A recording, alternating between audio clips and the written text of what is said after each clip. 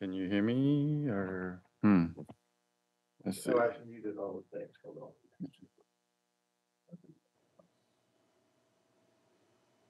Although that's not really mine. Test 1, 2, 3, 4.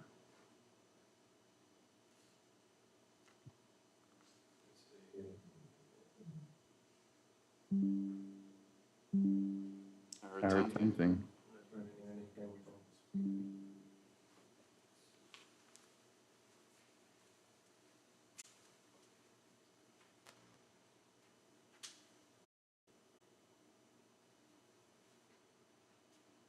Okay. He's in.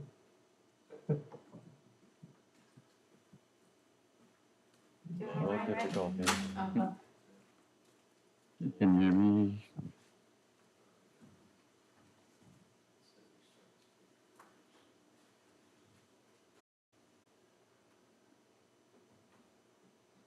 Can you hear me now? Test 1, 2, 3, 4. Test 1, 2, 3, 4.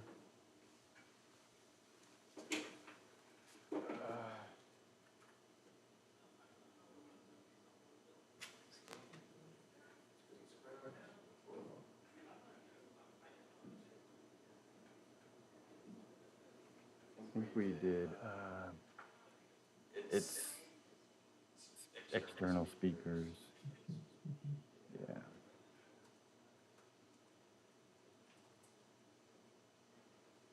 Test 1, 2, 3, 4.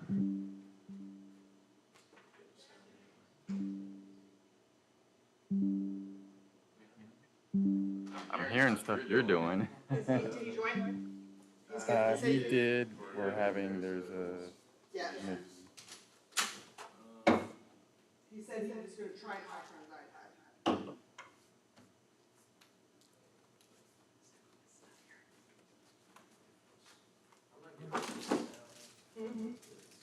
Because you can also call my phone. There's a phone up there also. Okay. Can anybody hear me? I can hear you. Oh, okay. But you're not coming through on the system. Oh, what do you mean? On the audio visual meeting. So we're trying to get that resolved real quick. It's on my computer. Oh, you want me to turn on my camera? Oh no, you're fine. You're fine. Okay, because I'm on vacation and I'm not shaved, No camera needed. No camera needed. and I don't even have come close to having on a shirt and tie. No, you don't need the camera. Okay. I'm going to run. Crystal called me, and I need nice. Do you need anything? I'm going to leave you guys to work out the DP for a minute. He's on the phone right now. Okay. Crystal just called me. I need to go for that.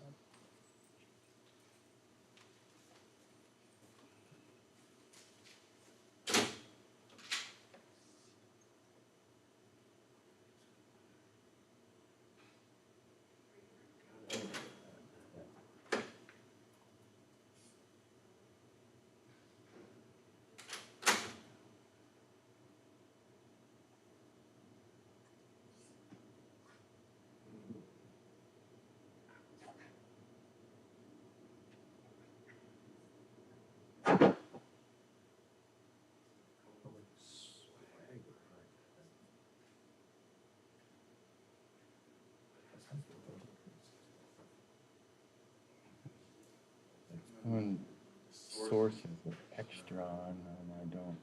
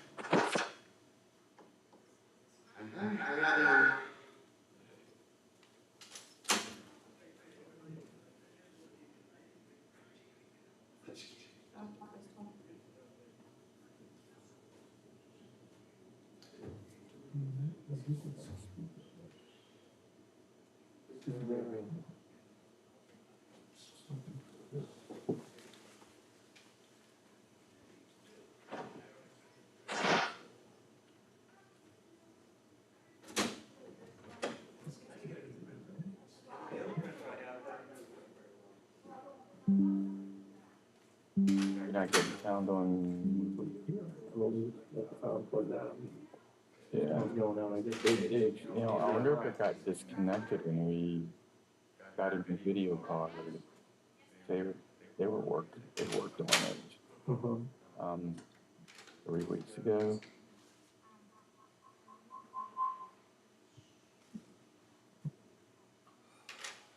Yeah.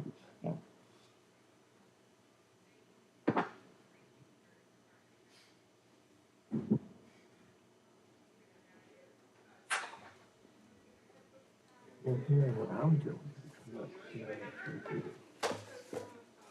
It's like it's.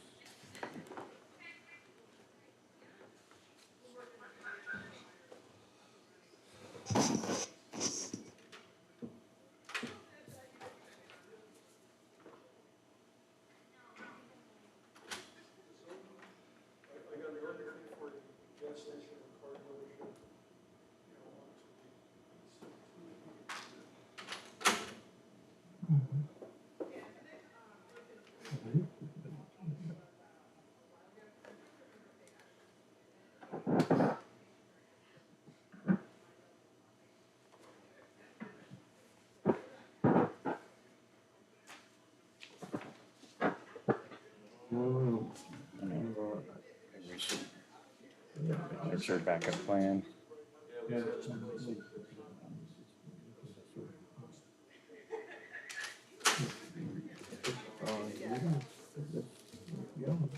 It's going well? No. Okay, I didn't think so. Backup plan? Can he do it by phone? Yes, you can call and talk on the phone, but But he'll need to see the, what they're talking about, I'm assuming. So that's why I was saying, talk on his phone. On the speaker like you do when people call into Zoom. And who watching it live? Or is there any way that I can hook up our computers together? And I can hear you guys right now. Work at Hey, Crystal.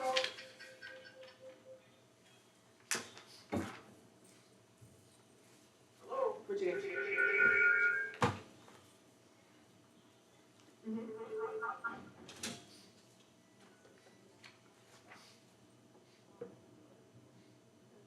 Everybody hear me now? Yes, we can hear you. We're still working out some technical difficulties. Okay. Because I can hear you talking now. Yes.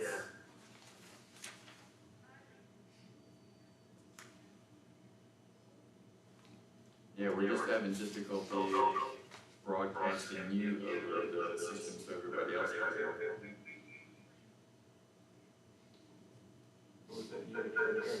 Yes.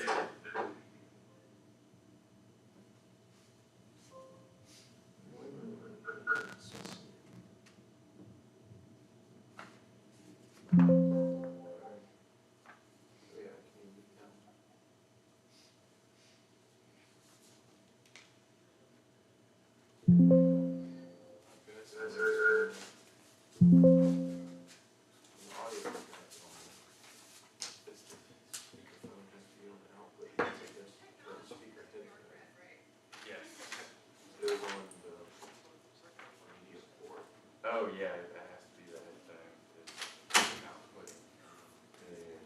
Mr. Rocketron, do you see your script? This one, or, Yeah, so, yeah, so that, when you ask Ms. Parker for a form, that's kind of what you can, say. okay. And she'll say that, and then you read that, and then he says that, and then, Okay.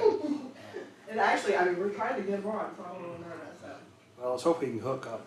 Yeah. Okay. I'm gonna ask, I know that he can call in, I'm just trying to figure out if he needs to be seeing the screen, you would think that would be an important Yes, portion of yes, this. right. Do we have the, you know, little sheet we had last time that showed how those lights work? Mhm. Ashley has one in her box for you, I think. Okay.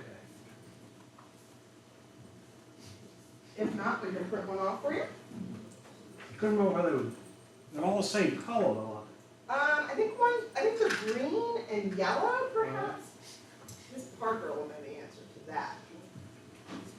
Alright. I'm that as well. I'm gonna move my caffeinated beverage away from the diet so I don't spill it on something. There you go. This is Oh, those okay? name You tag. have the name tags all different? There's your copy. Okay, that's good. I have, to, Hello, Mr. Rocket Charlie. find something for Mr. Rocket Charlie. John's not here, got to go on. Well, we can always, worst case, if we have to put like a conference call thing there, we can leave his name up there and we talk. Okay. They don't see, oh, there it is down Gentlemen, do you need me? Because I need to go get something. there. Mr. Look Jim, at the there's Tara. Mr. Bird's not here, there's Mr. Plexus next to you. Yeah. Alright, so we'll just leave Mr. Myers down for now.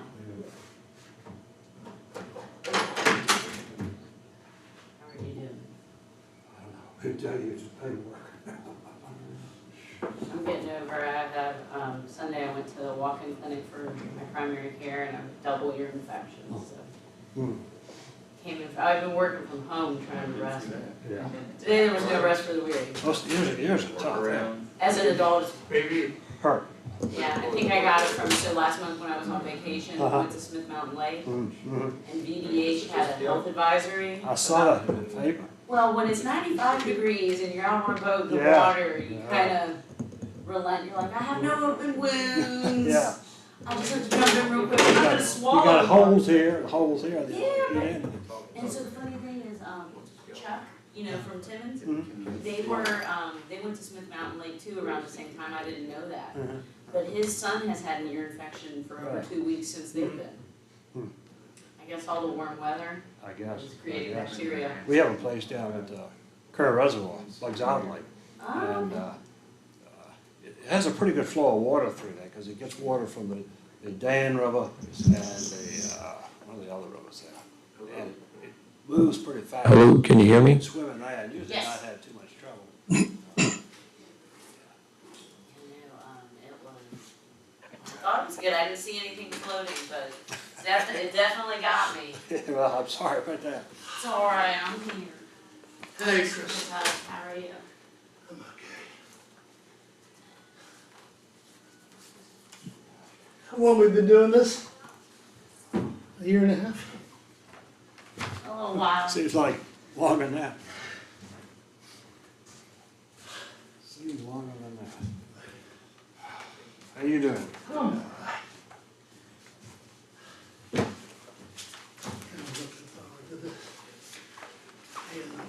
I wonder, would it be helpful if we pulled that like table? Oh, hey, you know what? Cause then when we had Jamie and I the, can mark stuff down. Tommy's guys here for the So we don't chalk line. sign. Or should we just do it over there on that? Whatever. That side would be better. Longish No, sign no, for however you want. Well, then that way it's out of the camera. floaters Uh-huh. out front. They took theirs down, but the oil change store right next door has theirs still up. And there's 4 of them. And I don't remember doing that. Bill.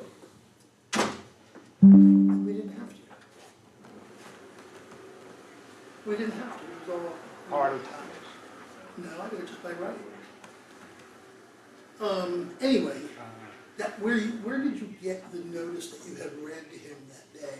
It was in the zoning ordinance? Zoning ordinance? Yeah, Because we should probably yeah.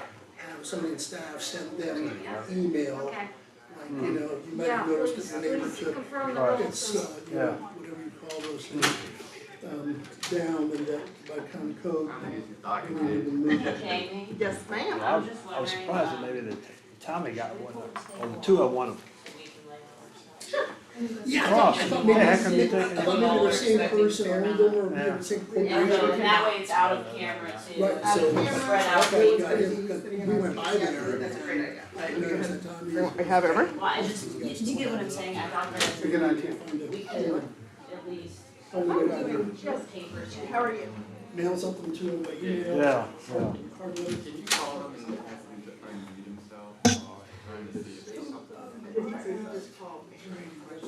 First it was in front of These the guys had fire exit. these opposing citizens on Monday night last week. So it was Rick and Tony. We don't know what was said in that meeting. Why not? I think I do though. You know what, I mean, here's my Improvement.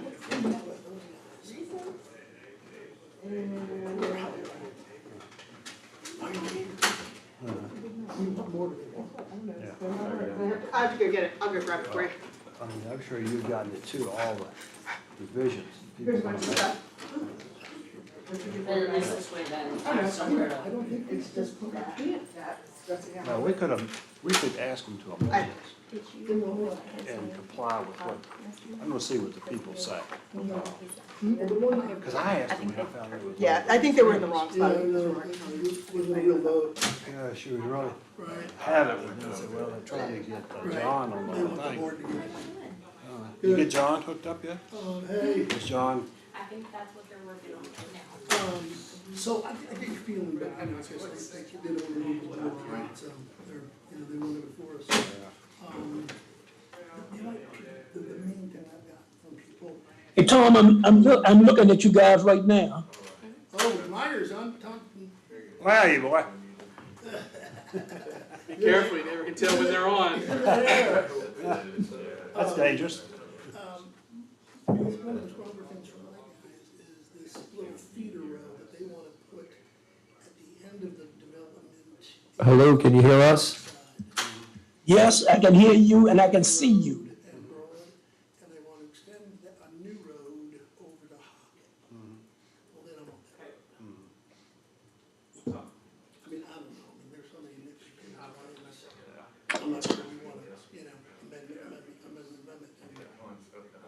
I mean, I know they don't want to reprint another one of these. No, I mean, they've already spent almost 200.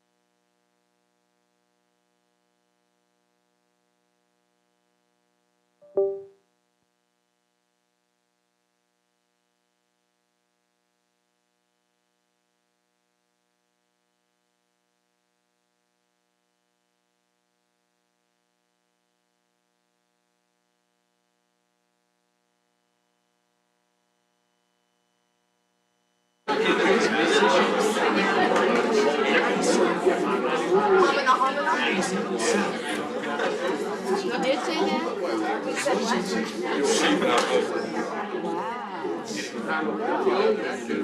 Didn't tell you when you get well, let me think about that for a second. No, I know, so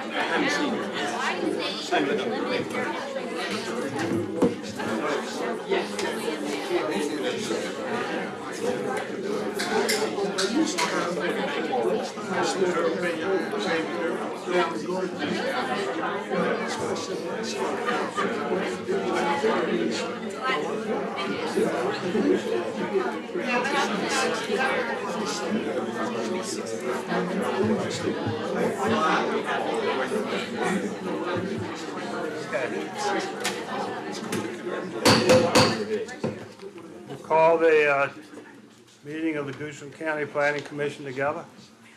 Do we have a quorum? Yes, sir, Mr. Chairman, we do have a quorum, and Mr. Myers does wish to attend tonight's meeting by electronic communication or virtually.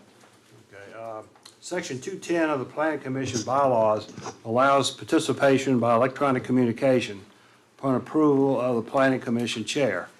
I was made aware of Mr. Myers' inability to attend this meeting because of a personal matter.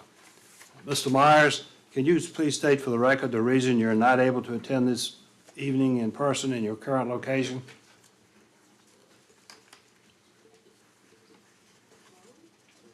Is he there?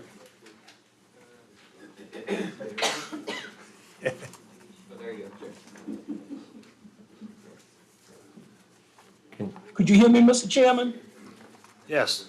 I need you to tell me where you are right now, your location, and why you're not able to attend the meeting. Okay. I am on a family vacation in the Outer Banks of North Carolina that was scheduled prior to tonight's public hearing date being set. Okay, thank you. Ms. Myers, we can hear you in the meeting room, and accordingly, having a physical quorum and being this the first request for virtual attendance for Mr. Myers this calendar year, I approve his request to attend tonight's public hearing on the Centerville Small Area Plan from the Outer Banks of North Carolina by electronic communications. Will everyone please stand for the Pledge of Allegiance and the invocation? allegiance to the flag of the United States of America and to the republic for which it stands, one nation, under God, indivisible, with liberty and justice for all. Most gracious God, thank you for enabling us to gather here today. Thank you for this body of people that you have ordained to rule this great county. Now, as we go about doing the business set forth today, help us to keep you first in everything that we say and do. Bless all who are in authority with the proper knowledge, wisdom, and understanding so that we may prosper under their leadership. Most of all, bind us together in the spirit of love which surpasses all things. Amen. Amen.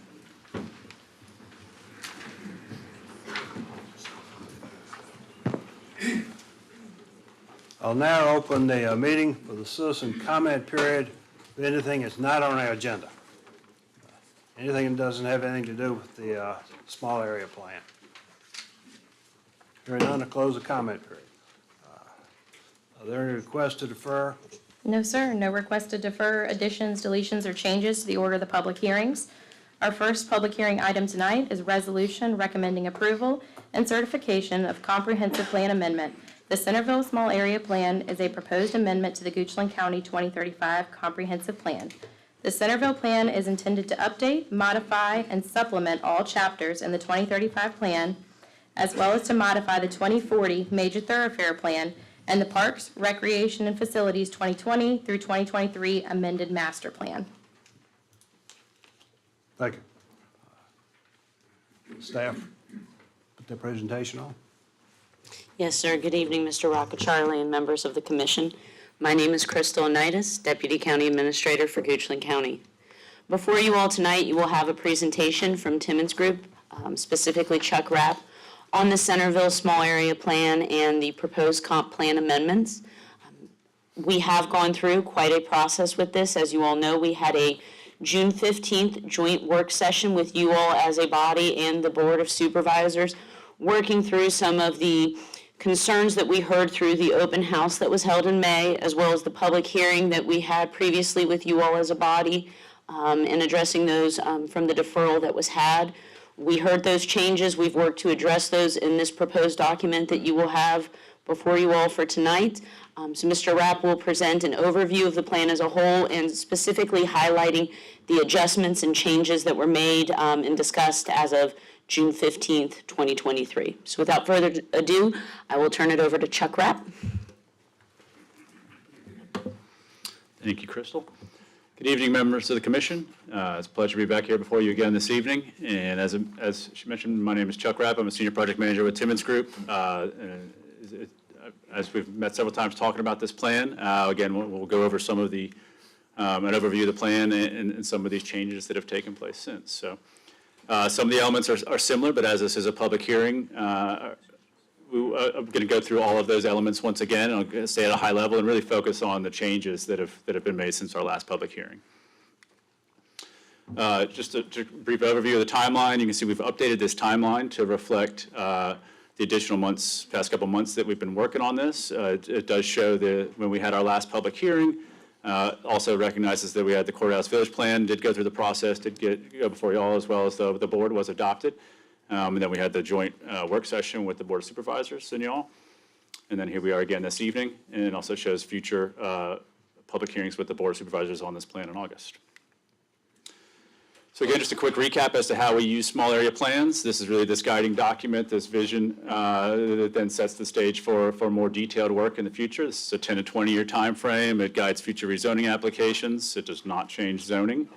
That's a much more detailed step that usually comes after that, but this sets the stage for that and identifies those guiding principles.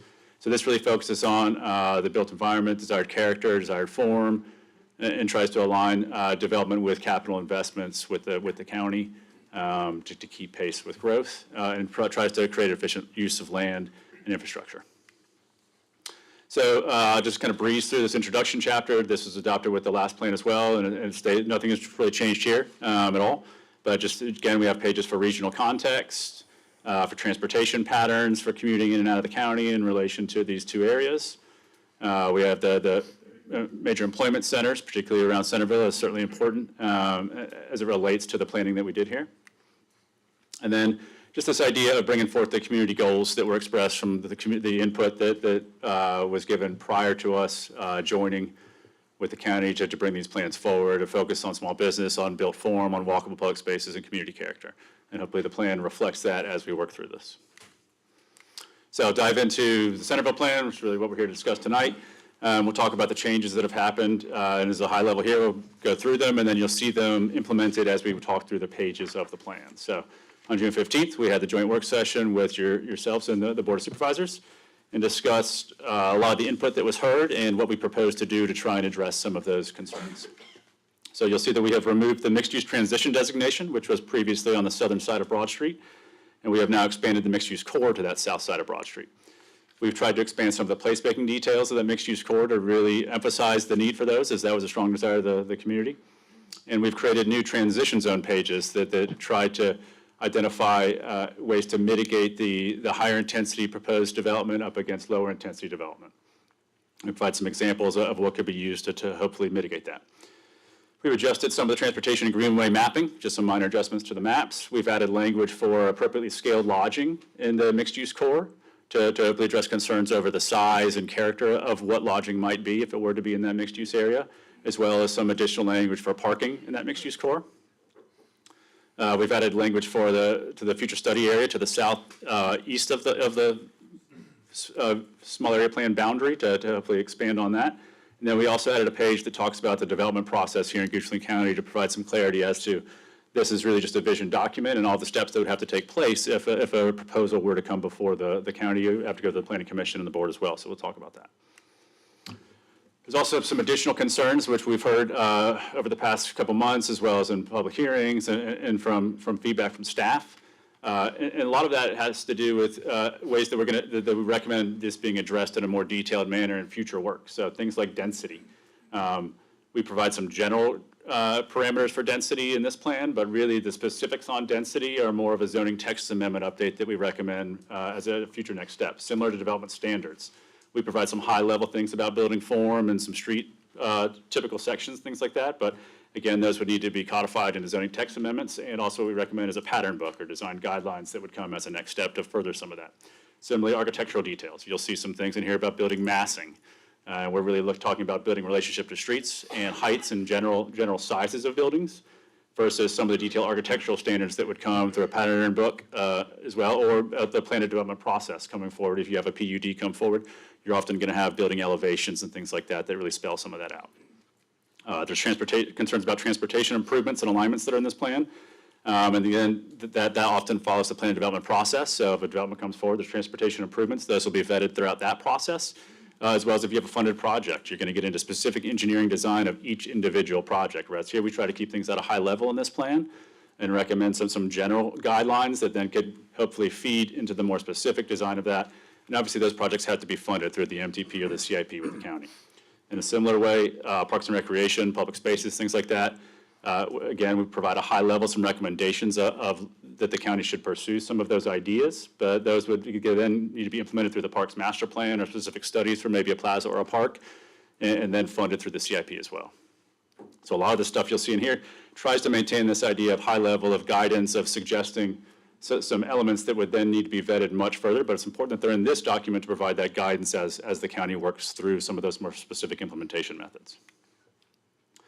So back to our vision statements and elements that we have here is the same as it was before. We focus on placemaking, on promoting economic development opportunities, infrastructure, access to outdoor recreation, and protection of natural resources, as well as recognizing this is a growth area within the county, so it needs to be able to absorb some of the growth and preserve the rural character of the remainder of the county.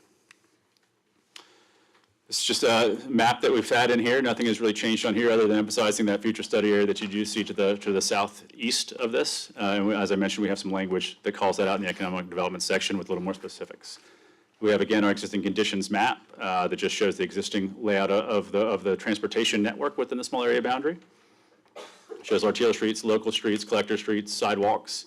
And then we get into the different typical sections for how those streets may be implemented over time, recommending things like sidewalks, tree-lined streets where you can have them.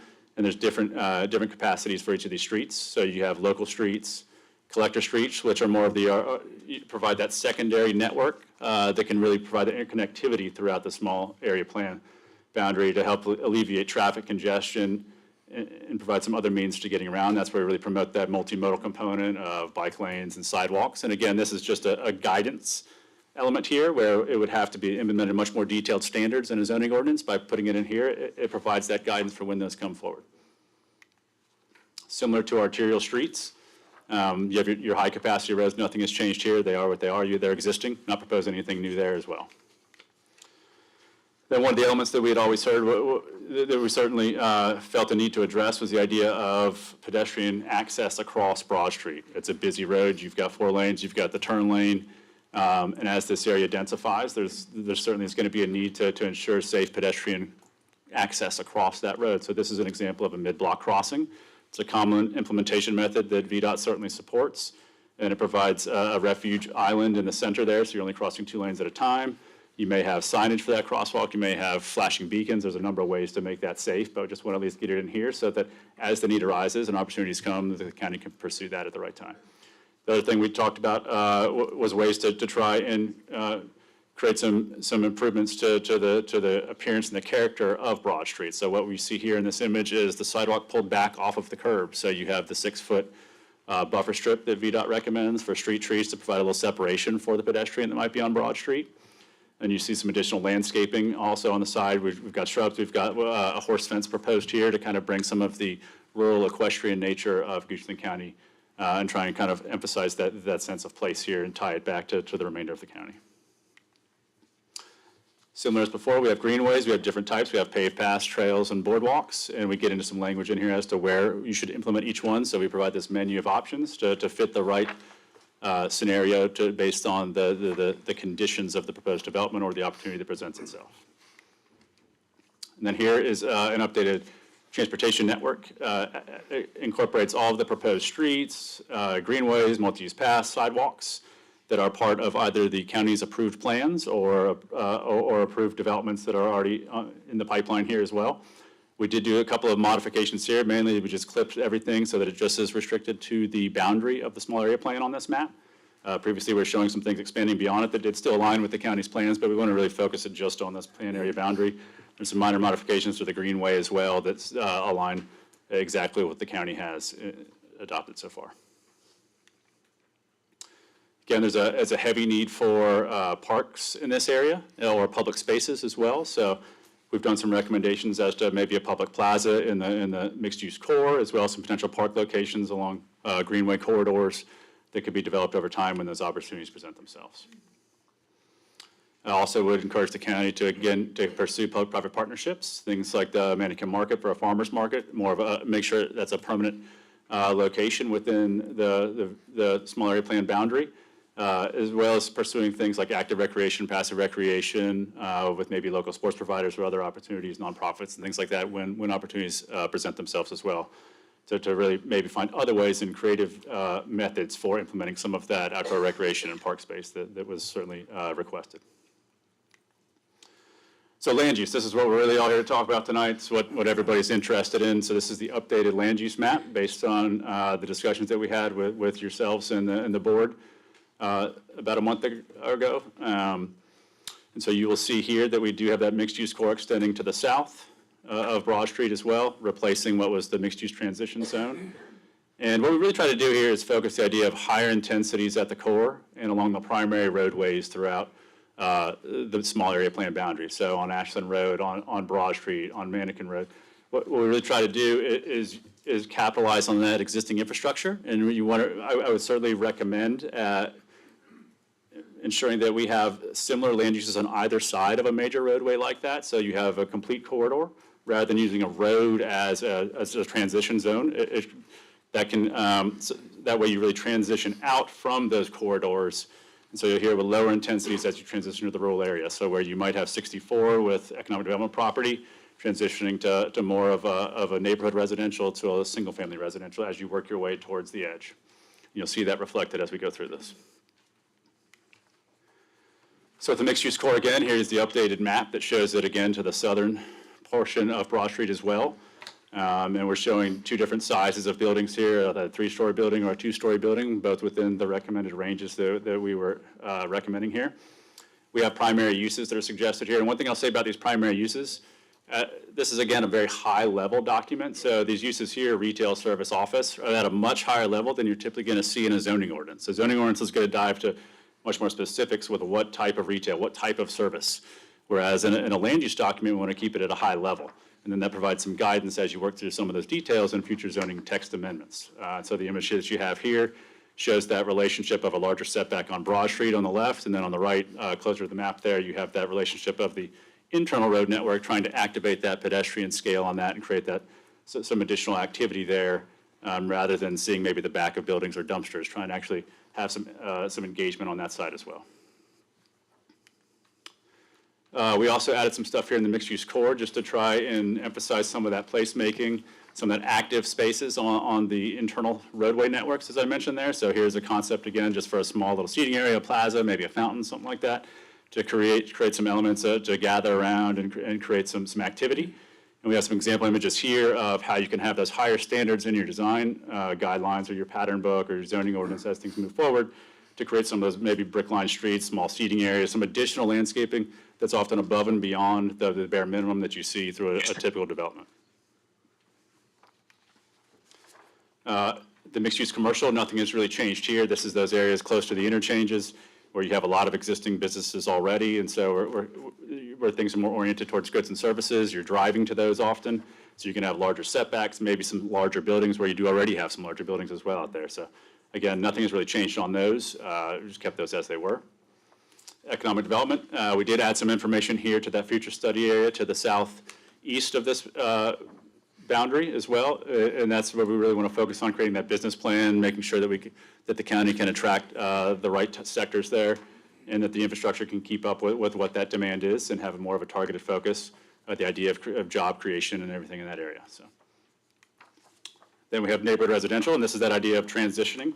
So particularly up to the north of near 64 there, we want that transition of intensities, as I mentioned, where you have the economic development property, the interstate, and then you're going to transition to more of the neighborhood residential, which is the 2 to 4 units an acre. And that just aligns with what it previously was as well, trying to create that walkable neighborhood, housing towards the street, sidewalks, things like that. And then that's a good transition to the single-family residential that is on your way out to the edge of the boundary, where you can have your larger home sites, nothing less than 2 units an acre, and that's a good transition from that more intense core on out to the boundary.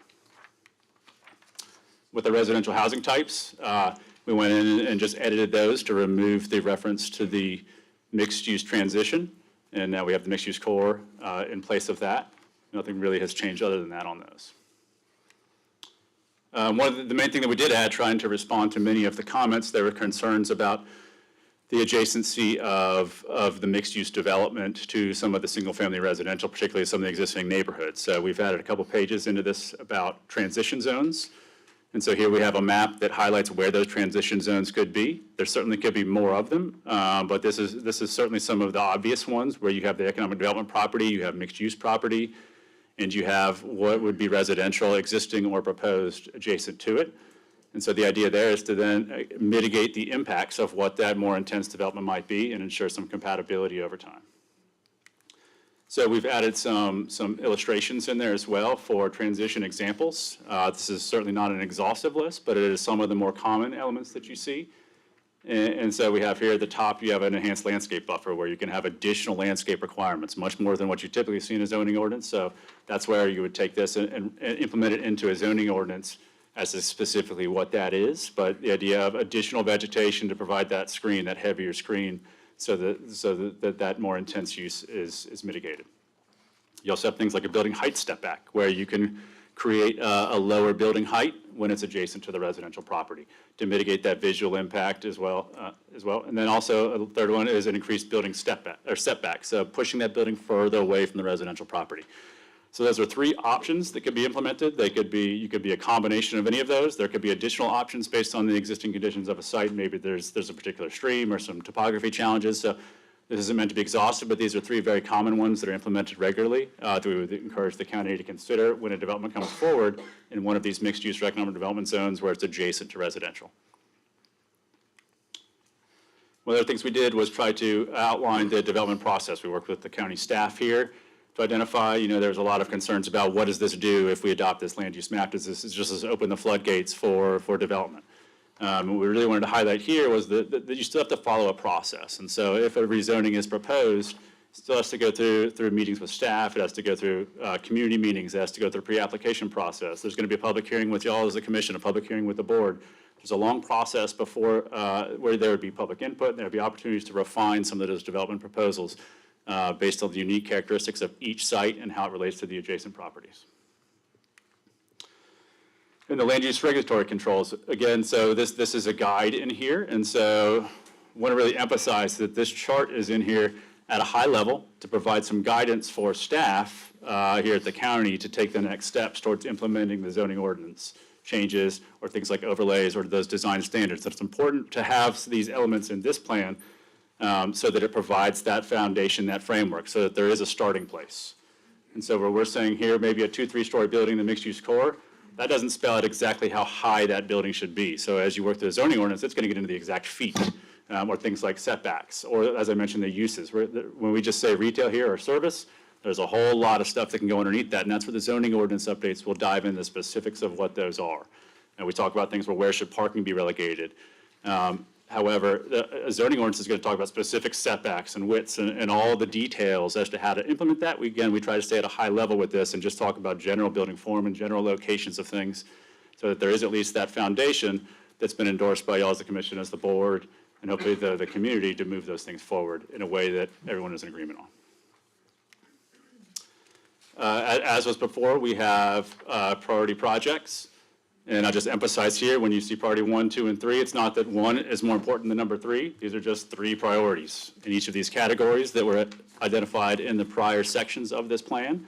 And so we're just trying to bring them all together so that staff and the board here has the opportunity to identify them. And when opportunities come for funding, or maybe development comes forward, or there's an opportunity to move forward with one of these, you have a quick reference. This is an adopted plan. Maybe it gets you some additional funding through a grant application.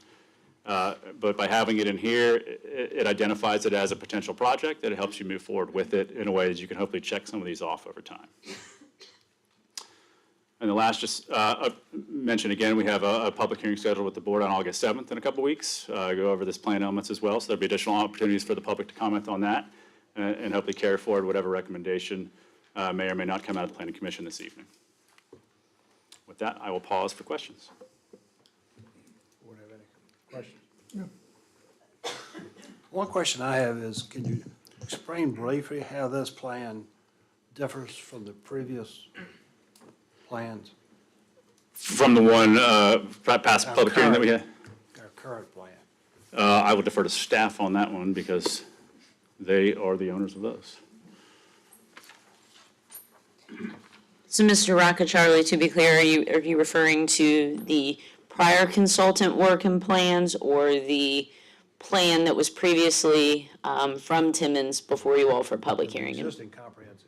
The existing comprehensive plan. I do believe we have a slide for the Centerville small area plan that we can talk through. Ms. Sherry, if you can, Ashley can do it too. There you go. We do have a slide so we can talk through that map. And I will let Mr. Coleman talk through this, because I know we've gotten some citizen questions, and we've worked to have some citizen meetings on this as well. Members of the Commission, Tom Coleman, Principal Planner. In looking at what this comp plan allows, it does, you see a lot of red for commercial, and sort of the yellow and the orange colors are for residential. What you see different with this comprehensive plan is really more of discussing mixed use and mixed use, the ability to do that. In sort of in listening to the citizens and looking at the current development patterns in the county, there are a lot of good projects like things like the car dealerships and the fast food restaurants and things, which might be good projects for the county's economic base, but they don't really reflect the type of development that that's really a continuation of the development west from Henrico County. And the idea with this comprehensive plan is to provide some different options. And certainly mixed use, we've already heard from the consultant that there's going to be a lot of discussion of mixed use. And that is seen as an opportunity to differentiate from the current comprehensive plan and actually to offer a different type of development. So that really is a real big change from what the previous comprehensive plan did. And also, in doing that, it talks a little bit more. In this comprehensive plan, you are seeing things like building height, the height of buildings, and sort of the landscaping and sort of those design standards. A lot of that's not really included in the current comprehensive plan. So it is taking the comprehensive plan, introducing a different type of development, but also offering some more specificity on the type and style, look and feel of the development we want to see. And that's what we're trying to accomplish with this. Thank you. Mr. Myers, you have any questions? Sorry, Mr. Rockacharlie, just to echo that, one of the positives that we've seen with mixed-use designations and having a mixed-use core, one, we have less designations than this previous comp plan, or the current comp plan has, but mixed-use also offers more long-term regulatory controls and tighter and higher development standards as projects and proposals come forward to the county. That is one thing that we have seen, and we want to hope and continue to foster, to have that diversified business community as well as diversified housing options to create that village look and feel and have a destination to stay, play, work, shop, all of that in an area. Thank you. John on the line? Yes, I am. Do you have any questions at this point? No, no, Mr. Chairman, not at this point. Okay, thank you. Okay. Y'all finish your presentations? Okay, we'll now open it up for the public comment period. We will ask the people that are going to speak, sit in the front row so that you don't waste a lot of time moving around. Ms. Park will explain the lighting system of how much time. You generally have 3 minutes. Sure. Mr. Chairman, the front row has been reserved for those who wish to speak. Citizens are allowed 3 minutes to comment on public hearing items. When you come up, please state your name and address. When the green light comes on, you will have 3 minutes to speak. When the yellow light comes on, you have 60 seconds remaining. And when the yellow light flashes continuously, you will have 30 seconds remaining. And when the red light blinks, your time is up. Thank you, Ms. Parker.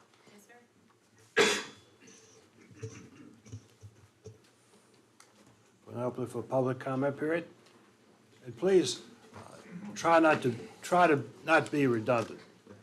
Once somebody has made a statement, we have that on record, and we don't need to hear the same thing 4 or 5 times. Thank you. Mr. Rockacharlie and Mr. Myers, and Mr. Patak and Mr. Duke, Tara. Jonathan Lau, 1521 Mannequin Road, and I have got a friend. So. Sandra Warwick, 367 Swinburne Road, Mannequin Sabbath. I cede my time to Mr. Lyle here. Yes. Or Mr. Rockacharlie. I would also like to cede my time to Jonathan Lyle. Give your name and address. 512 Free Chop Road, Mannequin Sabbath. I'm sorry, sir. Can you repeat that for me, your name and address? Dustin Griffey, 512 Free Chop Road, Mannequin Sabbath. Thank you. And if possible, folks, if you can come to the microphone to do that, not only do we have people watching this on our live stream, but we've got Mr. Myers, whose only opportunity to hear is through what comes through that microphone. So if possible, we really appreciate it if you'd come up to the microphone. We got you. We got you, we're fine, but for others, if we could do that, I'd really appreciate it. All right, so we're back to Jonathan Lau, 1521 Mannequin Road. And I'm here tonight with some of my neighbors and really residents from across the county to help give what the Planning Commission and the Board of Supervisors have asked for, and that is feedback and recommendations, how to make the Centerville Village Small Area Plan reflective of what folks here in Goochland would like to see, how Goochland would grow gracefully. And as part of that process, tonight you're going to hear about 6 specific amendments and changes that, when adopted, will improve the current draft plan, and that's not an accident. We've all experienced situations where people say, well, I don't like what I'm seeing, and I've got no recommendation on how to make it better. And that's not what you're going to see tonight. These are specific recommendations, and I think they can lead to a win-win-win. There's not a desire to throw the draft plan out, but to improve it. Currently, as everybody knows, we're working with the 2035 Comprehensive Plan. Virginia law requires that every 5 years the county look at the plan. It doesn't say you have to change it, but it does have to review it. Actually, the Planning Commission could say, we kind of like what we got. We're not going to recommend any changes. But that's not what I think is going to happen here. However, the changes are made in the guiding principles for the 2035 comp plan. There are 5 guiding principles. I think number 4 is of particular interest, and that is to ensure that the new development does not exceed the county's ability to provide the needed services and infrastructure. I'll tell a story on myself. In private industry, I've been part of overexpansion. We grew too quickly. We got ahead of our skis. And that was not good for our current clients, and it wasn't good for the new clients that we brought on. So these 6 amendments that you're going to hear spoken to tonight are intended to keep our growth in a graceful mode and not too aggressive. Now, people say, well, I don't want to short pump Goochland. And what does that mean? It means different things to different people. But this aerial shot, I don't think anybody has to be too terribly challenged to see where short pump ends and Goochland begins. If we want to see visually the 6 amendments, I should say, are intended to keep 15% of Goochland developing, and it's 85% in a rural and open area. The Centerville Small Area Plan has got a lot of work in it. Nobody is saying throw it out, it's not any good. But you are going to see some very specific recommendations, and they're going to emphasize guidance. The amendments that you all have seen, I believe, already are here. I'm not going to read them. Trust me, people will address them all. But the quick summary is these are specifics. These are things that can be incorporated into the comprehensive plan that we believe is going to make it better. And they're guidance, as I said. They aren't specifics. They aren't coming in and saying square footage or setbacks or some of the other things. And I also might say that none of these amendments would preclude a landowner or a developer from bringing forward a request for rezoning or a conditional use permit. But they do provide guidance. And I think the citizens in the county, as well as developers, would like to know what fits with the vision for Goochland County and how can we grow gracefully and avoid becoming short pump west. So again, what are tonight's amendments supposed to do? Keep short pump in short pump and keep Goochland Goochland. What does short pump density look like? Well, a half mile from the county line, you can find this kind of development. Densities are a little higher than what we currently have. Here's another example. You can see that there are opportunities for higher density.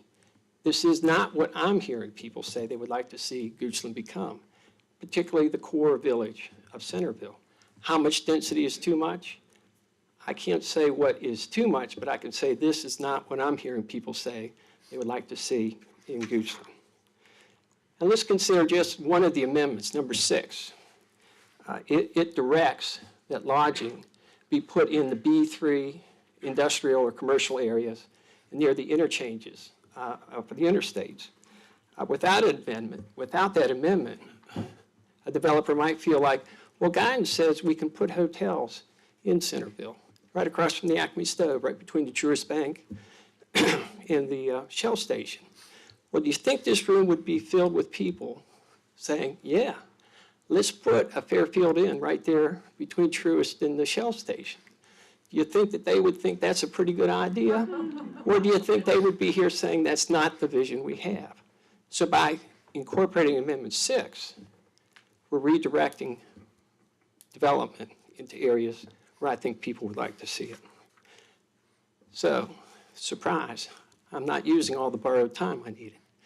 But what we are hearing is going to be from citizens that say that these 6 amendments, these specific action items, will make the draft plan better, and that when you send this on with a recommendation, maybe to deny, maybe to implement, but it will make it a better one. And I think the Board of Supervisors will appreciate that kind of feedback. I know you don't want questions, but if you had any, I'd answer them. You have copies of your amendment? Yes.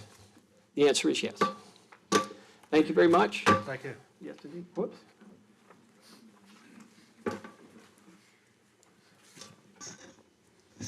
My name is Marilee Fiore. I'm a resident of Goochland County, and I live at 1921 Hounslow Lane in the park at Saddle Creek in Manikin-Sabot. I'm Robert Parker, 1333 Hounslow Drive, Manikin-Sabot. I'd like to cede my time to Marilee. Thank you. I'm an elected member of the Board of Directors of the HOA at the park at Saddle Creek, and I've been appointed by the board to present this statement. The park at Saddle Creek is a wonderful neighborhood of 102 single-family homes, averaging in value between $650,000 and $710,000.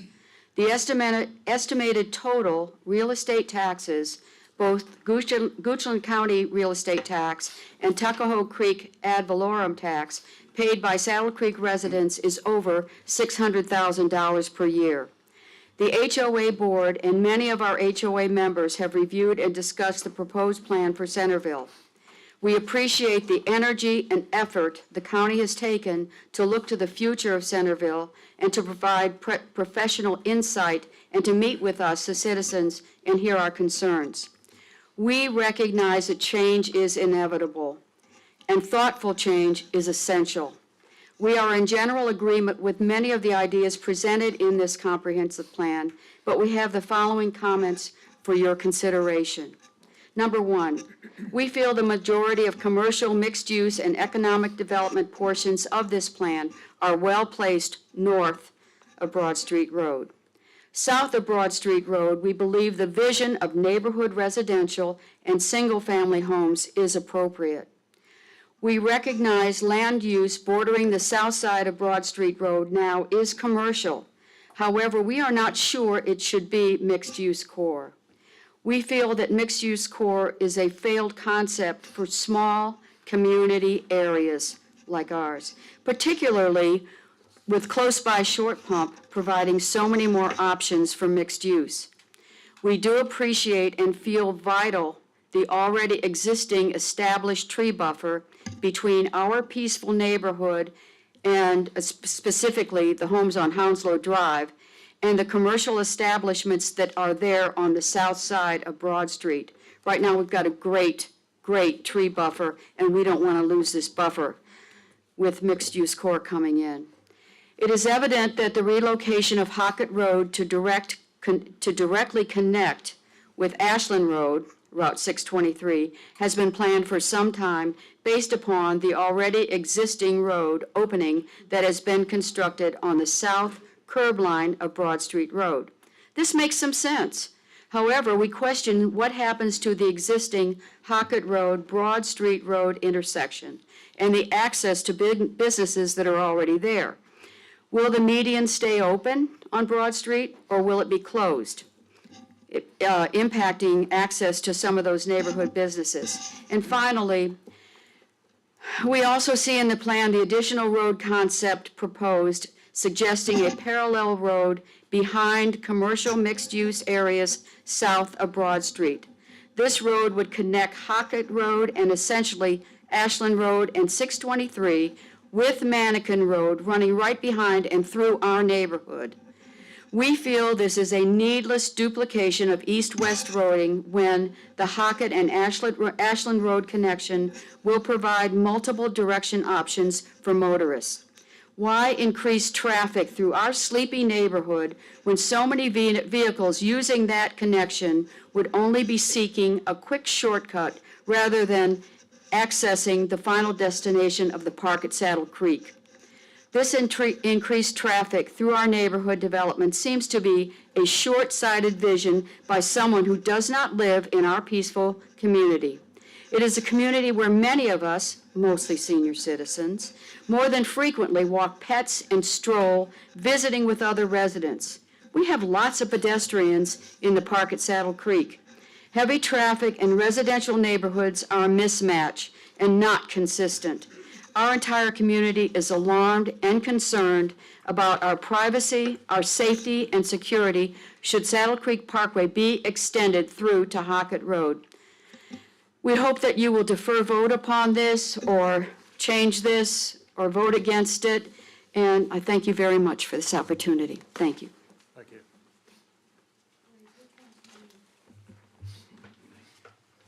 I can use that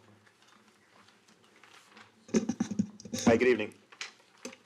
Greg Calizzi, 2028 Sycamore Creek Drive, Mannequin Sabot. I've been a longtime resident of Goochland County since 1999. Raised my two boys here. Both of them went to Benedictine. So we're, pretty long members of the community here. Appreciate all the work the county has put into developing this plan and the community involvement. I think that's very important. My job tonight is to share some of the views of the Sycamore Creek community, as well as make some recommendations. Nice catch, Paul. Make some recommendations regarding the treatment of Sycamore Creek Golf Course. Excuse me. Y'all mind not doing that while the speaker's speaking? Right. It's very You're distracting. blocking the, And I can't even see people. Just put the board down. Okay, fine. thank you.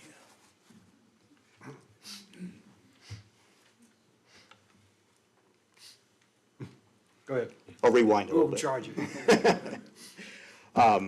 as I mentioned, my plan here is to share some of the views of the Sycamore Creek neighborhood and the concerns around the reclassification of the golf course land, as well as the expansion of the core beyond the property in Satterwhite's overlapping with the golf course itself.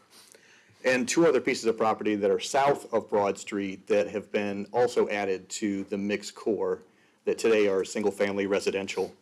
The golf course and the community have a great relationship. We have an opportunity a place to go for a walk at night, and they have an opportunity to take divots out of our backyard during the day. So it's a good symbiotic relationship. In addition, I'm sorry. So looking at the reclassifications as well as the plan that was presented tonight, there's two things that stood out to me. There's kind of an inconsistency of maintaining and preserving the open space and the need to reclassify the golf course to mixed use in Village Core, as well as the need to retain waterways which cut consistent, straight through the golf course. Within Sycamore Creek Golf Course, there's a number of things that stand out. It's a proprietary, a business that supports the community. There's 250 people that utilize the golf course on a daily basis, 40,000 rounds a year. That provides a lot of employment for high school kids, as well as some seniors whose wives want them to get out of the house. It's just a great place for people to engage. It's revenue for the county. And just looking at some of the changes, hole number 2 that is now included in the core is not a single parcel. That parcel wraps all the way around the community. So there's 51 acres there included in that land parcel, not just hole number 2. It's not serviced by the Tuckahoe Creek Service District. There's 3 or 4 septic tank or drain field easements into that golf course area. Part of it falls within the 100-year floodplain. There's a cemetery within the woods between hole number 2 and Satterwhite's. And then the area next to Satterwhite's, the Mannequin Village, is an area we spent a lot of time in 2007 through 2009 defining proffers with the county, with the property owners, to preserve the tree line and be very specific about the types of businesses that would go in there. Our concern is that the redefinition of that property as part of the core might put at jeopardy those proffers and eliminate that tree buffer. So our recommendations are that we amend the Centerville plan and the use maps to remove Sycamore Creek from the mixed-use core and retain the land use designation that's currently on the plan for recreational open space. And there's 2 tax parcels that are associated with that, 47-1-0-38-0 and 47-1-0-42-A. Further, we recommend that the small village plan exclude the 2 lots across the street from the Sycamore Creek neighborhood, 47-1-0-30-0 and 47-1-0-31-0. That's currently planned for mixed-use core. We recommend that they keep it as single-use residential housing. Thank you. Thank you.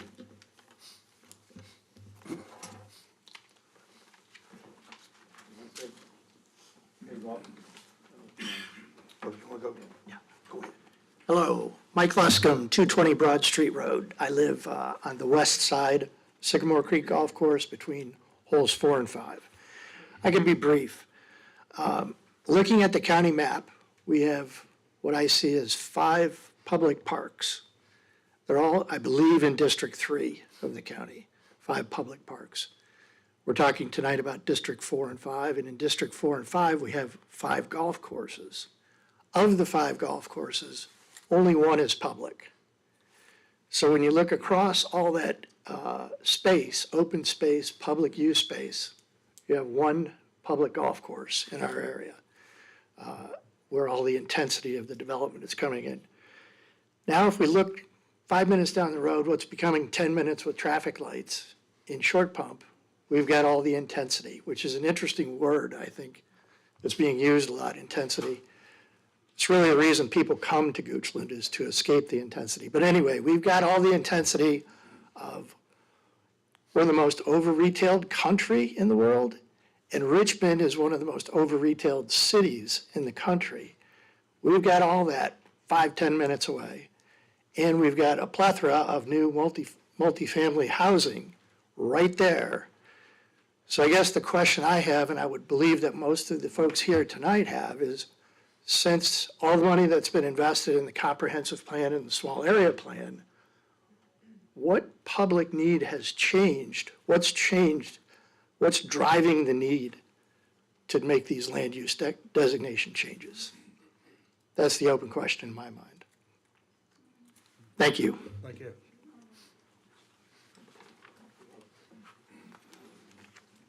Sorry, we're trying to do it in order. Sorry about that. Good evening.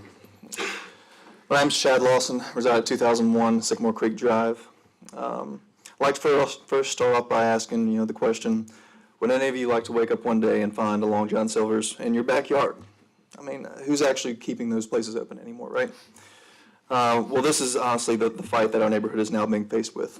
My wife and I have now resided in our new home since November 15th of last year. And we are actually the first house off of Broad Street on the right after you pass Satterwhite's. And, being there for 8 months, we've, had an overwhelming love of the area and our neighborhood and our neighbors. We felt like we'd finally made it out of the congested suburban area to learn that we're potentially going to lose that very quickly again. Some of the neighbors have been here for 20, 30 plus years, and I can only imagine how they feel. The future plan doesn't really allow for a buffer for the commercial mixed-use space, and which ultimately backs up 25 feet from my backyard. I would have serious home safety concerns for my family should a gas station or a hotel parking lot be in the direct line of sight of my home and 25 feet away. We have a row of scarcely thick pine trees and Leland cypress trees that are 25 years old that honestly need to be taken down, and that would leave no buffer between me and a 3-story motel, parking lot and/or their dumpsters. So beyond that, the entrance of our neighborhood is also a direct line of sight in our front door, and we have the same similar, safety concerns with the lack of the proposed buffer on what that would now be, which is now really farmland and rural area for what is now a very safe neighborhood as well. I'd like to say also that I'm not against construction. My profession and construction depends on it. However, that's, what's actually great about Centerville and Goochland, that it's not West Broad Village and it's not Short Pump. You have all witnessed the constant turnover of numerous businesses in West Broad Village. More shopping malls is a short-term economy builder, and it's an outlook that most everything is actually bought online anyway. So the focus really should be on improving existing amenities and businesses with the input of the community. And the plan of future mentions an emphasis to allow permanent parks and recreation areas. I would love to jump on that. I'd request that the existing Sycamore Creek Golf Course remain as the course and/or as a park as that natural buffer. Furthermore, on the other hand, continuous residential construction could lead to an increase of real estate, taxes on the whole county. On the other hand, board is basically turning the Sycamore Creek, should they, waiver that decision, into an island surrounded, full of businesses and multifamily housing. We moved to the county to get away with that and raise for a family, and the land values for the neighborhood would certainly significantly drop should Sycamore not remain. Aside from that, I kind of yield to the rest of the reiterating notes that Greg Calisi just mentioned, and respectfully request the committee concern take these considerations under account, and I appreciate y'all's time, consideration, and understanding. Thank you. My name is Rob Williamson. I live at 2262 Wheatlands Drive.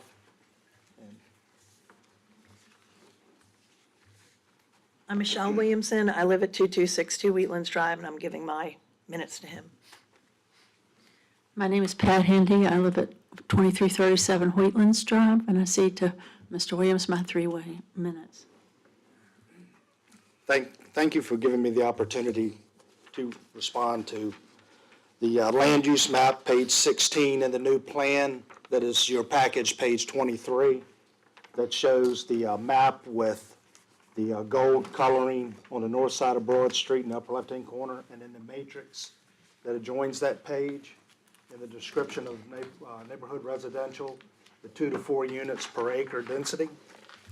Also want to point out the current, and the difference in this plan and the previous comp plan is the gold area is yellow, medium density.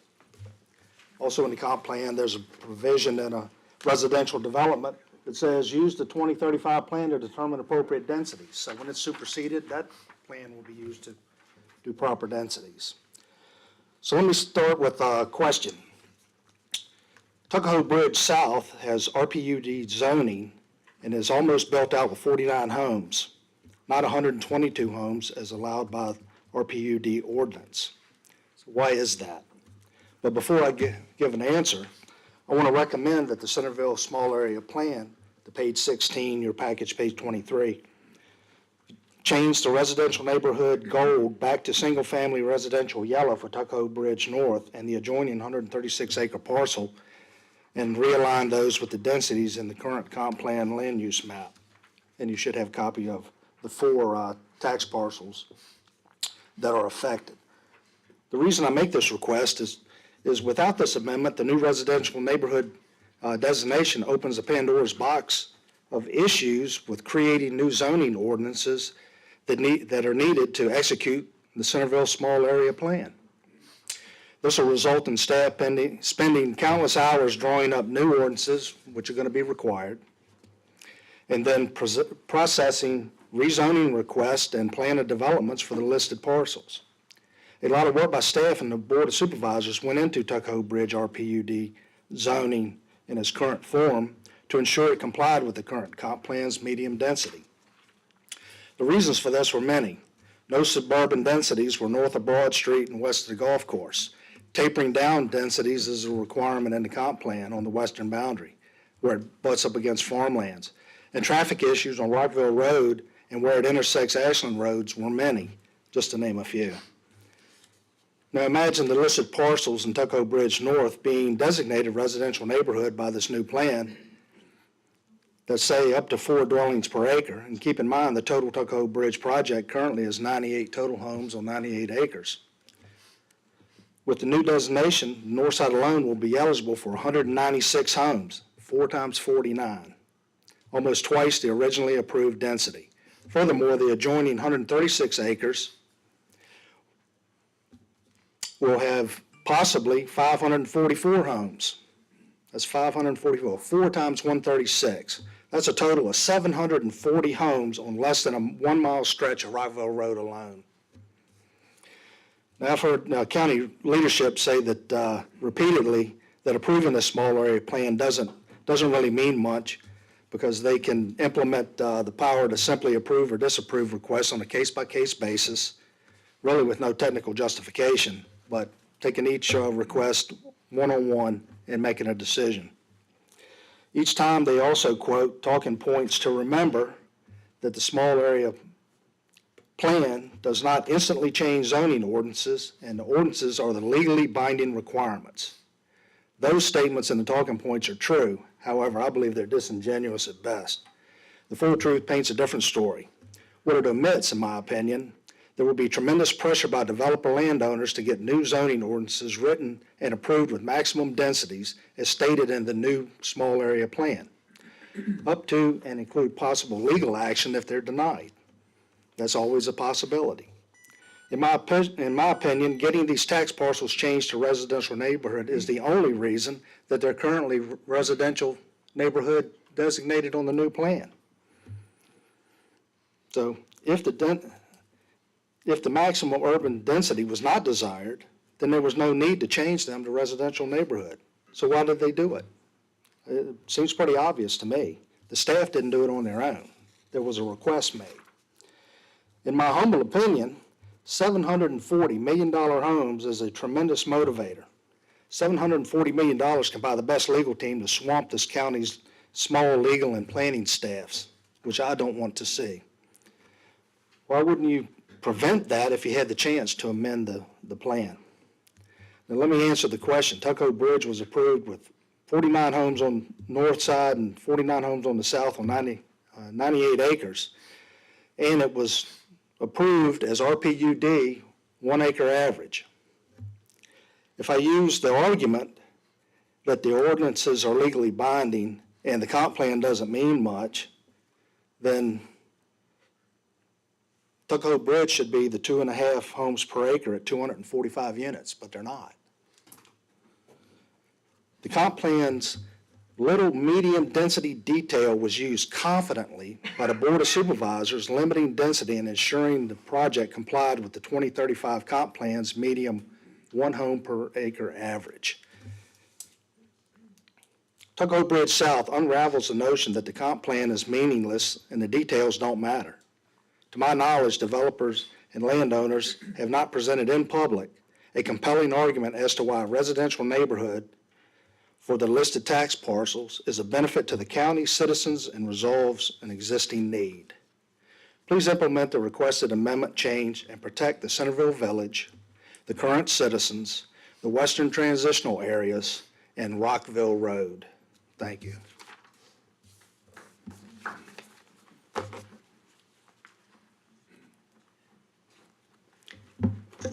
Linda Moore, 2164 Prophet Road. And James, 1210 Broad Street Road, Oroville. And I would release my time to her.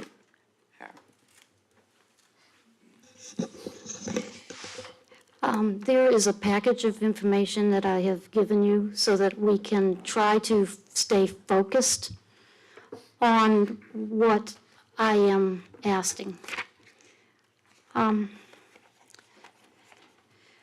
I recommend amending the Centerville Small Area Plan, page 16.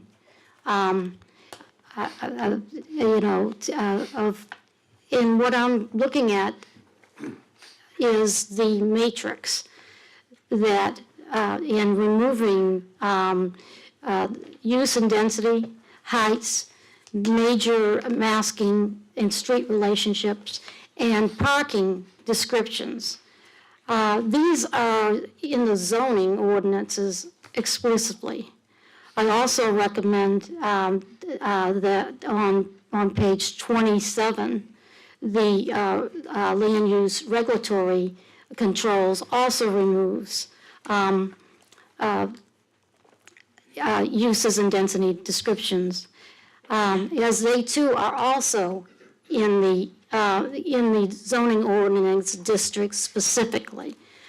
Back in 2019, Joanne Hunter helped our citizens understand the zoning and planning and zoning in there. She used 4 specific pages that to explain what a comp plan is. Up until that time, most citizens say, what is a comp plan? They had no idea what it was. Up on your screen is just 3 of the pages. The most prevalent one is the purpose for it, and it has under it zoning ordinances, subdivision ordinances, capital improvement programs,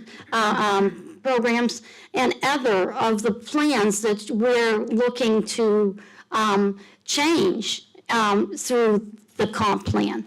The comprehensive plan is a guide, and everybody recognizes that. But the comprehensive plan provides the legal basis for land use decisions, but it does not regulate land use. So there in the fact that it's supposed to be general in nature, I don't see anything general in nature when you add these specific things. It's going to be an ongoing battle between what the developers think that they have a right to and what we in the community think is in our best interest, which is safe for us. I please, at least do the 6 amendments that we have provided you. We feel like we've given you just minimal changes that would make it better for the rest of us citizens to be able to not be continually going to community meetings and being at odds when a developer feels that he's got the right to do what is in the comp plan. It says he can have this use, and that use. Mr. Rockacharlie, you have been through the comp plan 2035. You've been through the rewrite of the zoning ordinances in 2019. It took us between 2015 approval of the comp plan, all the way to it finally getting the zoning ordinances rewritten. And during that time, we had a lot of struggles with developers. Rob referenced Tuckahoe Creek, Tuckahoe Bridge. It took 18 months. Mannequin Town took 4 years. 4 years to get them to comply with the comp plan and the zoning ordinances standards. We don't want to see the standards lowered for, it just defeats the purpose. Thank you very much. Thank you.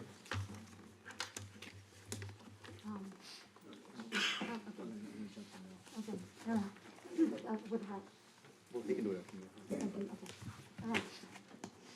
Do you want to go? No, you go ahead. No, you can jump in. You go right ahead.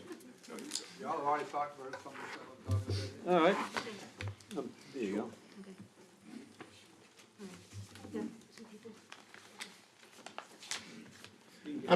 I'm Charlie Trimmer at 2015 Sycamore Creek Drive. I'm ceding my time to Paul.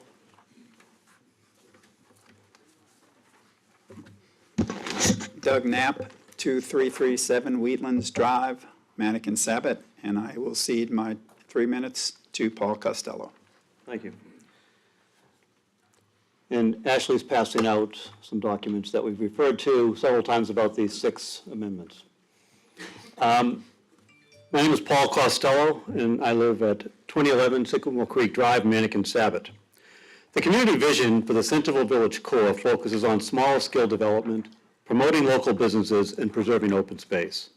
It makes sense to enhance mobility, streetscapes, have slower speed limits, and make it safer to cross Broad Street within the core village area. We also see benefits of concentrating larger scale development east of Route 288 in the economic development areas, and limiting lodging, hotels, motels, and other auto-centric B3 uses to mixed-use commercial areas. However, the proposed land use map and long-term vision shown on packet page 23 does not align with this well-documented community vision. Instead, the proposed land use map that was first presented about 8 weeks ago more than doubles the size of the village core. It also proposes extensive build-out of large-scale urban-style development from the Henrico line and extending beyond Mannequin Road. The proposed plan eliminates recreational areas and does not consider important planning assumptions. Tonight, we're asking the Planning Commission to consider amendments to the proposed plan that relate to specific sections of the land use map and descriptions. These recommendations are summarized on the one-page handout that Ashley just passed out. You have seen these recommendations in previously submitted letters. Jonathan shared some important insight about not exceeding county resources and emphasized that community needs should drive these land use decisions. Members of the Planning Commission and Board of Supervisors raised similar inquiries at the June 15th joint work session. Unfortunately, staff dodged your questions with incomplete and misleading information. The proposed village core and mixed-use expansion is not thoughtful, transparent, or responsive to community needs and input. Please retain the village core's western and northern boundaries as currently shown in the 2035 comp plan, and do not expand the village core land use designations west and north of Mannequin Road. Consultants highlighted the importance of preserving open space and public-private partnerships. Packet page 22 recommends that steps should be taken to enhance public access to recreation. Yet, the proposed land use map on page packet 23 contradicts this recommendation by changing the Sycamore Creek Golf Course to mixed use. You heard from several of my neighbors that the Sycamore Creek is a well-established neighborhood of large lots and private wells and septic. The adjoining 51-acre golf course parcel that surrounds our neighborhood and other neighboring properties being proposed for mixed use is not part of the Tuckahoe Creek Service District. Nor does the proposed mixed use consider topography challenges, floodplains, septic easements, and natural buffers that protect property owners' rights. Please retain the Sycamore Creek Golf Course land use designation as recreational open space and retain the single-family residential land use designation for the two parcels across from the entrance of Sycamore Creek Drive as currently shown in the 2035 comp plan. Rob provided an excellent recap of how the proposed 4 dwelling per acre residential neighborhood designations opens up a Pandora's box of issues, including providing an eye-opening example of how the proposed designations for Tuckahoe Bridge North and the adjoining 136-acre property could turn into 740 new homes. Please retain the single-family land use designation for the Tuckahoe Bridge North and for adjoining parcels as currently shown in the 2035 comp plan.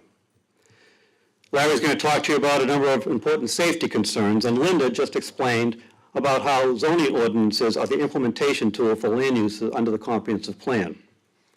The negative outcomes are numerous. If we don't understand what these zoning areas could eventually look like, we risk detrimental effects on our community. For instance, a lot of time and effort went into our current MPUD and RPUD models. No uses are permitted by right. Uses and designs are defined in the PUD master plan. It's concerning that the proposed plan recommends that existing PUD districts be updated to reduce minimum acreage for future development. Please remove the use and density, heights, building massing, setbacks, and parking descriptions from the small area plan. These descriptions should be addressed in zoning ordinances, not the comprehensive plan document. In summary, consultants have underscored the importance of placemaking. But placemaking is not about benches, fences, and fountains. Placemaking is about our identities and values. It's about balanced growth and conservation. Placemaking is about community engagement in future decision-making. Adopting our proposed amendments would increase community support and lead to more sustainable, community-centered development. It will also improve levels of confidence and trust that have eroded during this planning process. Thank you for your consideration. Thank you.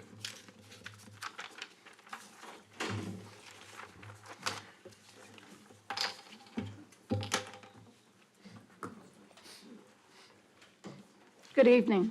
My name is Christine Carter. I live at 12669 Fawn Lane, Bellevue Gardens, the target of the whole development when you come across that line past 288.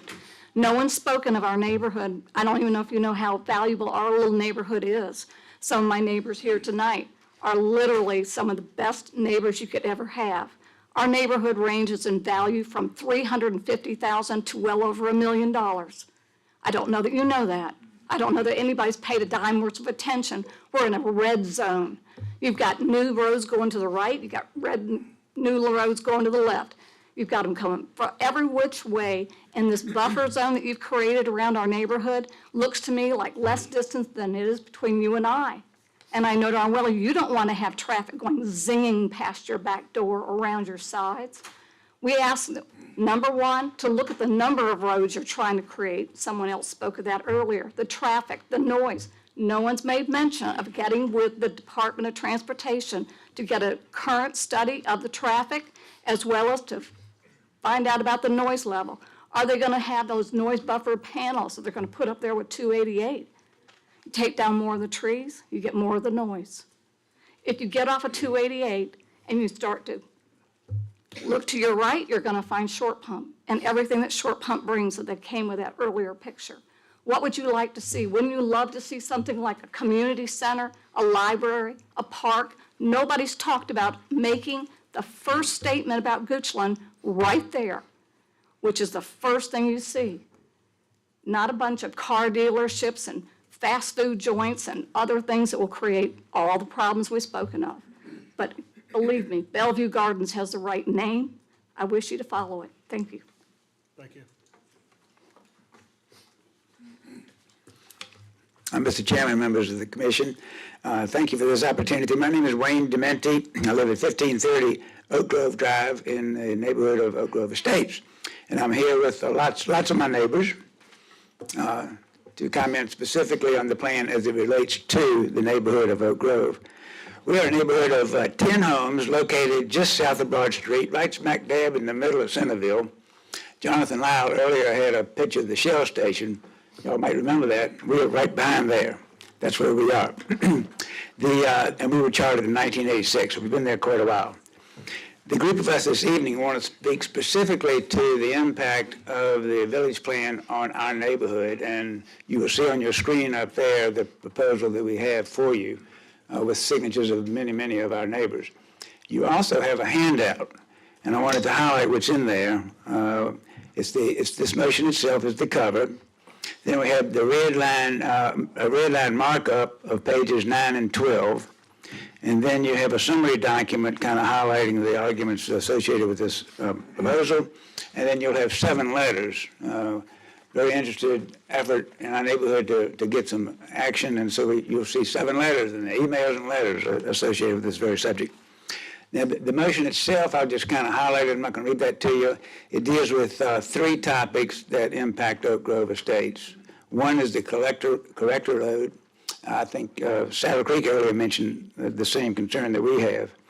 And the second is the greenway that's proposed. And the third relates to a lack of a buffer between us and Broad Street.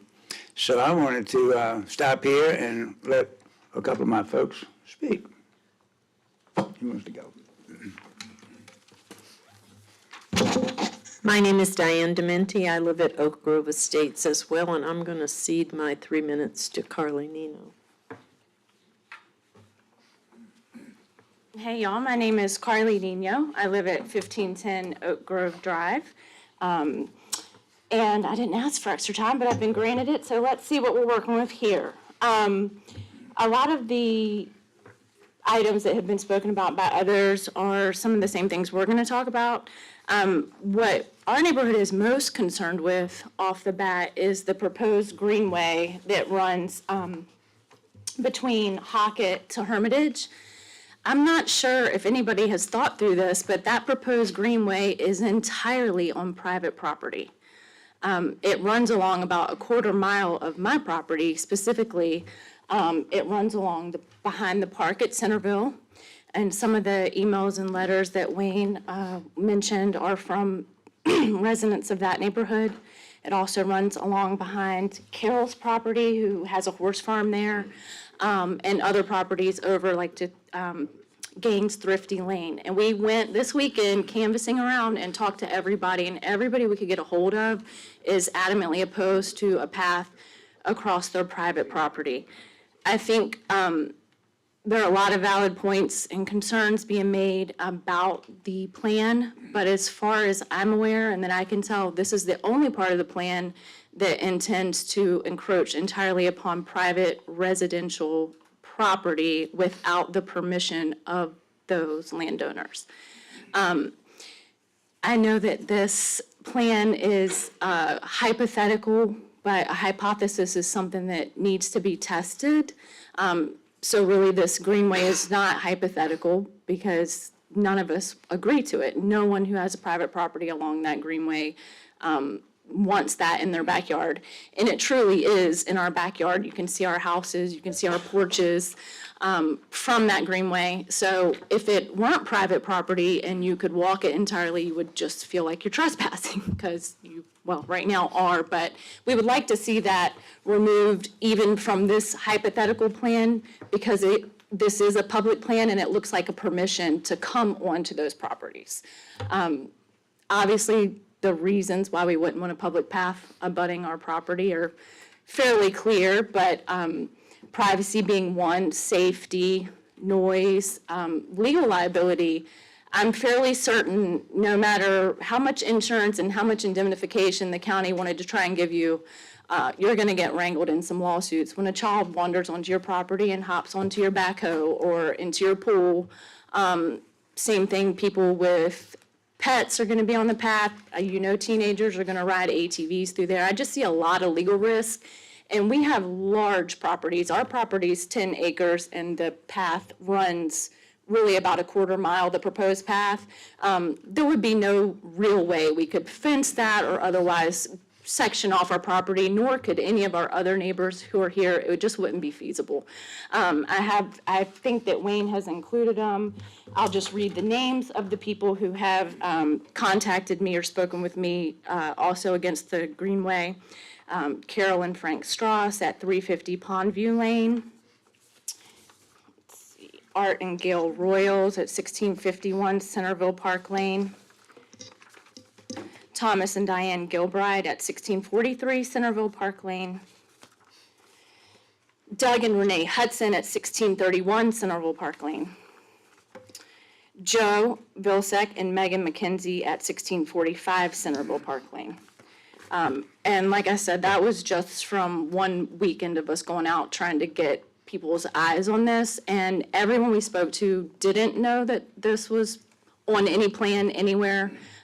Were strongly opposed to it. And in addition to wetlands, safety concerns, legal concerns, there was also many people at Centerville Park said Eagle promised there could never be any development behind us because it's wetlands. And it is it should be a protected area for wildlife. In addition to the public path, which I would really like to see removed even from what is always, we're reminded to be a hypothetical, 30,000-foot view document. Our other two concerns were the Collector Street. This would really affect our street because right now we have a direct deeded easement to Broad Street, which we don't intend to cede, and it would just create people coming off of Broad Street to try and zoom through and beat lights, and it would create a safety risk in our neighborhood. And also, with respect to the buffer, the properties that abut our neighborhood that are now being proposed to be mixed-use core are currently agricultural and have been. So that's a huge jump, and we would propose that the two parcels that abut our neighborhood remain agricultural. And thank you. Thank you.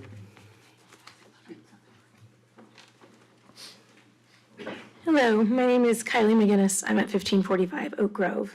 Sorry to jump ahead, I just want to stick with the group. You heard from my neighbors. We've been here for many, many times. I can collectively say that, 90% of the people in this room all have been voicing their same concerns each time.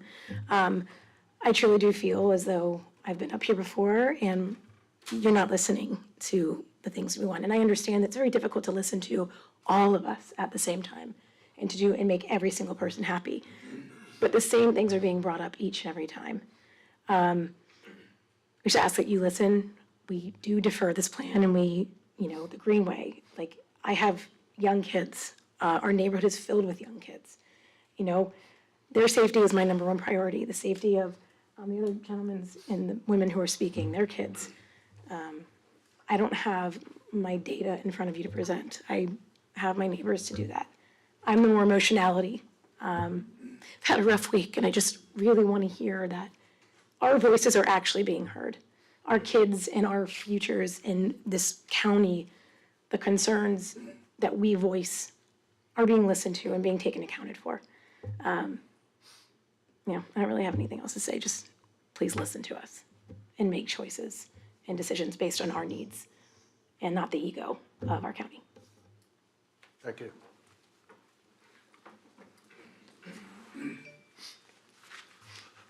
Good evening, Commissioners. My name is John Ritchie. I'm at 1991 Mannequin Road, which is Sycamore Creek Golf Course. I'm going to be a little bit different than everything you've heard this evening.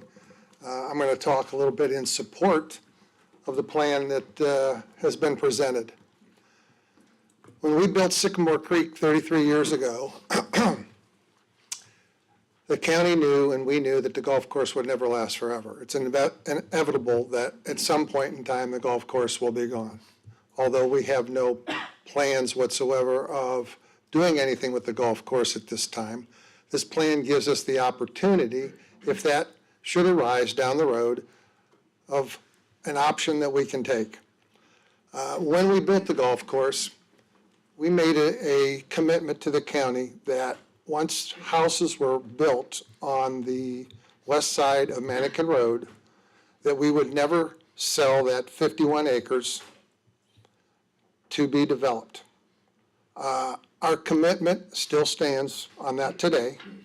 And what we have every intention of doing is, if the day comes when the golf course is no longer there and that property is sold, we would like to donate the 50 acres to the county to make a park, make trails, whatever it is that you deem necessary to preserve the homes that are around that golf course, so that, I totally understand if I had a house there and it was on a golf course, I wouldn't want development going down the middle of a fairway in my backyard. So with the thought of harming those people, as I said, we have every intention to donate all that land to the county. And I think you've heard a lot of talk about Sycamore Creek. They want Sycamore Creek to be there, which is wonderful. We enjoy the public loving our golf course. But at some point in time in the future, the financial needs of keeping that golf course going will not be able to be met by us. And there'll have to be an option for that golf course. And we're hoping that this plan is accepted to give us that opportunity down the road to do something different. Thank you. Thank you.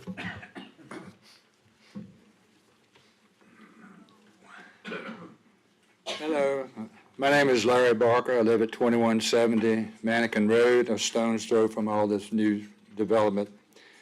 As I was reading through material I received at the neighborhood meeting regarding to changes to Centerville Village Small Area Plan, 3 sentences caught my attention.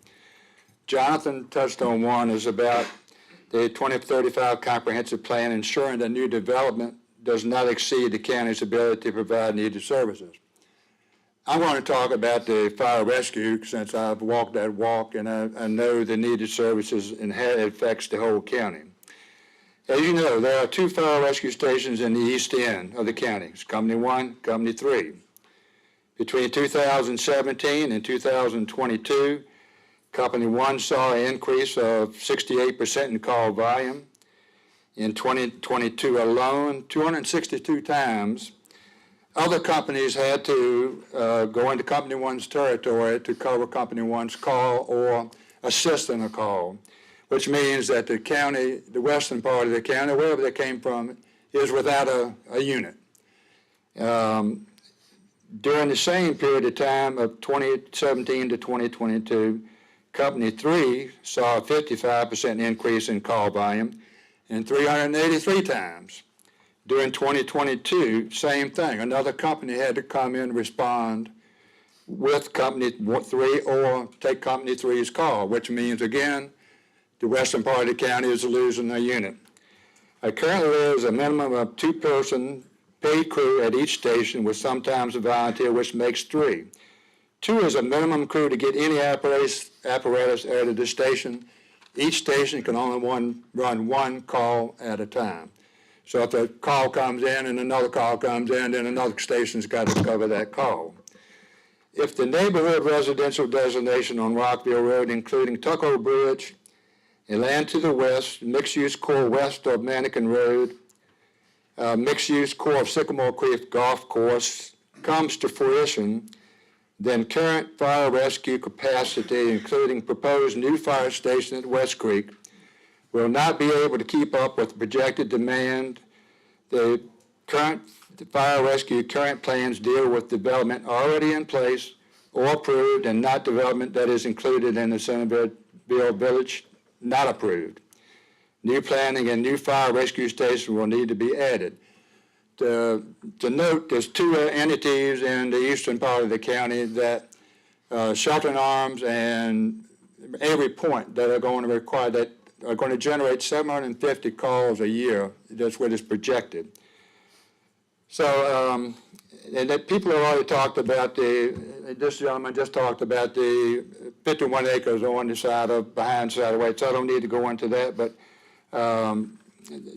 the pace of development, the density of the development affects everybody, because everybody that lives in Goochland depends on fire rescue when they call a 911 call. So I'm asking that the density be, the amendments that we have proposed be accepted, and that the density be kept at the 1 acre per house instead of the 2 to 4 acres per house. And that Sycamore Creek Golf Course, I understand, I always knew that it was going to be at some point in time developed, but it also, the density of it is going to add to the fire rescue situation. Thank you.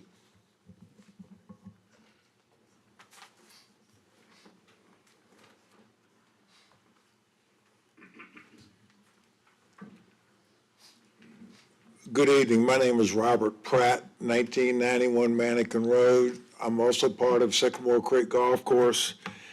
And we've been in business 32 years, almost 33 years there. And we have seen the growth coming towards us.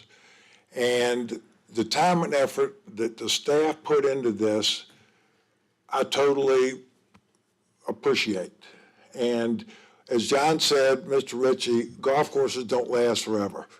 And us giving the 50 acres on the west side of Mannequin Road as a park to the county would be our gift. And I just want to thank everybody for listening and thank staff for what they've done, because I totally endorse the comp plan as it's been stated. Thank you. Thank you.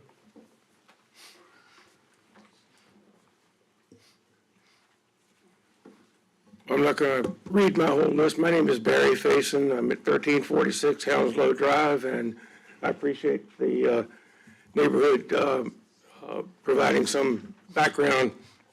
What my concern is, and I've got a longer list, but we're not going to go over all that because a lot of it's already been hit, but that the plan is set forth as a model for future development, and one would expect that future ordinances will be built within that framework. So the concern is that this will become, as somebody mentioned earlier, the new outside boundaries for what might be expected in development. So as opposed to being restrictive, they're going to be opening up the floodgates more so than we would expect. One of the things that hasn't been mentioned except once tonight, and I see we might have a speaker on that, is we already have Mannequin Town approved, and nothing's happened that's obvious at this point. What impact does this new proposed plan have on that development? Will that be resubmitted now as another to expand it further than it might have been able to be expanded before, or something else? So that is a concern to me. We talked about the extension of Saddle Creek Parkway to Hockett Road. That was something that we had anticipated would happen at some point. One of the things in the plan it talks about, though, is that development along those types of roads, if it's commercial, would be with no buffers and things like that. So would I expect to have that road extended with a shop sitting up next to it, since that has a sidewalk on that particular side of the road or not? And again, right across the street from the neighborhood. We're concerned about the turning it into a thoroughfare. It's not anything like the Plaza Drive area, which is all commercial. There's very little foot traffic over there, but as a lady talked for our neighborhood, it's a lot of people walking and pets and so forth. So that was really a few comments. I'm not going to go into any more. I'll just email it in. Thank you. Thank you. Good evening, members of the Planning Commission. My name is Harry Bawa. I live at 441 Rivergate Drive in Richmond, Goochland. Just want to make a small statement. I and my investors support the Centerville plan as you laid it out. I know I'm in a tough situation with all the residents here not liking the plan. We bought the property, 10 acres, right behind Satterwhite, about 6 years ago. It's already zoned B1, so I could develop that by right. But I think this new plan would make it better because of the residential component to the plan. Every time we looked to develop the property, the market came back and said there are not enough rooftops. There's not enough people living here to support the businesses. So I think this new plan provides that, which would be helpful. So once again, I support the plan, and I thank the county for getting all the consultants and the residents and the planning folks involved and putting a good comprehensive plan. Thank you. Thank you.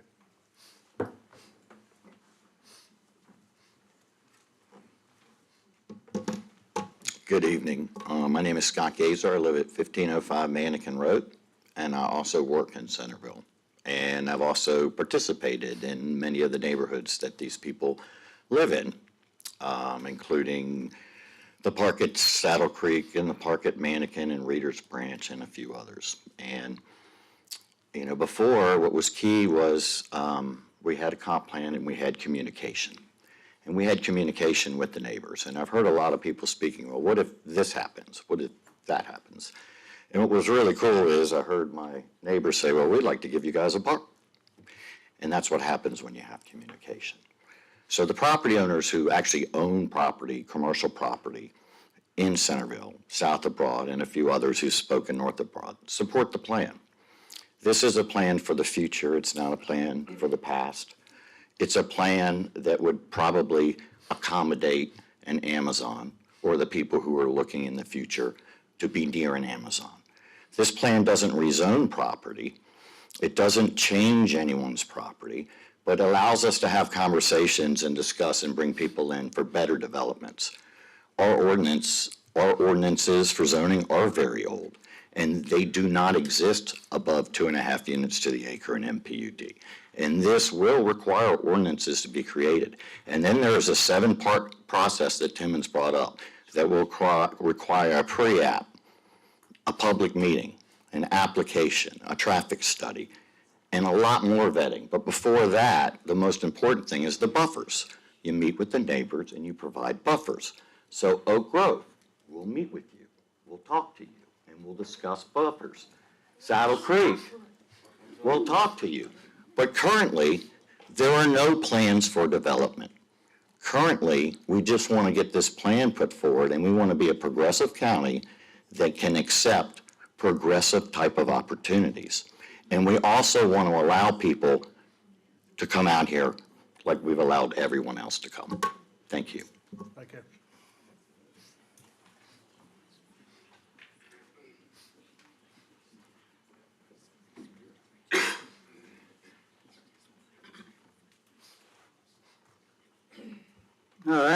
I'm Dave Hardaway from out in Gum Springs, but I grew up on Rockville Road.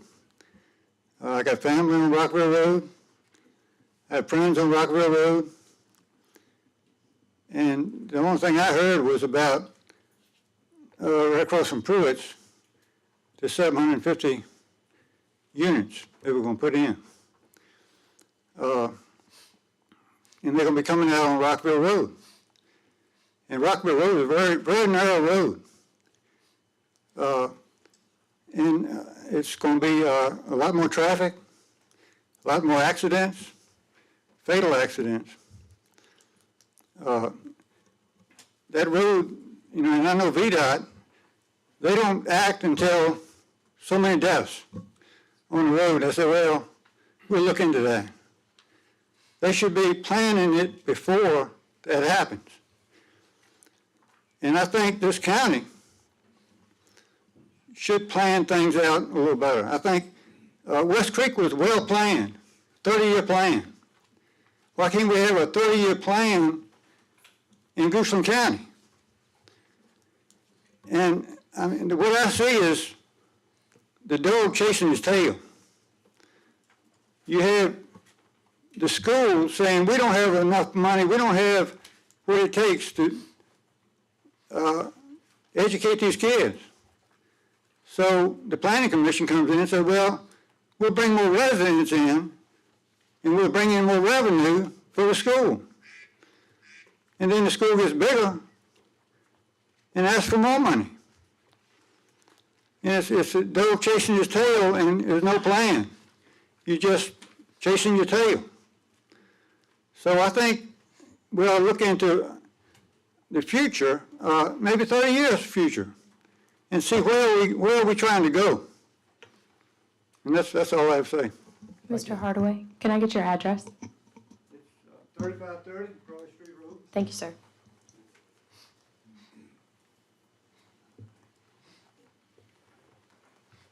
Anyone else wish to speak?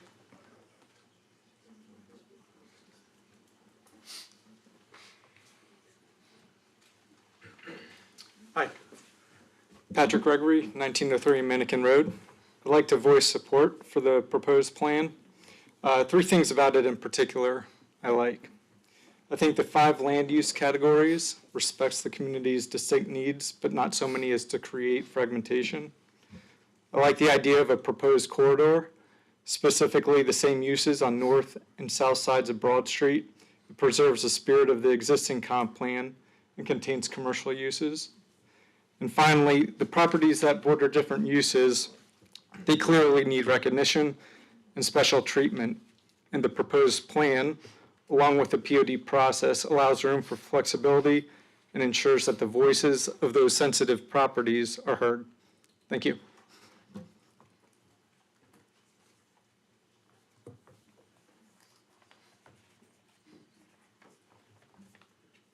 Anyone else wish to speak? I knew I'd get somebody. There's always somebody. My name is Stephen Shorrock. I live at 12201 Bremner Ridge Circle, and I'm opposed to the approval of the plan. Last time I spoke to you, I spoke about the roads, neighborhoods, and parks. I'm not going to repeat myself. In fact, most of what I got to say has already been said by so many other people here. I do want to repeat that Reader's Branch and the park at Centerville do not want the path. You've already heard quite a bit from Oak Grove. We agree with everything they said pretty much, so I'm not going to belabor that. There's a lot to be said for Bellevue Gardens. I spoke about that last time. I thought there's a number of people who are going to speak about that, and they still may come up here. But it's a beautiful neighborhood that's being totally bracketed by commercial and industrial uses. And when that neighborhood was created, it was all thought to be agriculture. This is way before the 2015 plan was ever put in place. Again, so much to skip over now. I just want to say that in particular, when you look at Rockville Road, and you've already heard about the 740 houses there, it's something that is throughout the whole area. What we need is a phased plan. This is too much density. You've just heard 2 gentlemen ago talk about how dangerous Rockville Road is. We need graceful growth. We don't need guaranteed gridlock. Thank you. Thank you.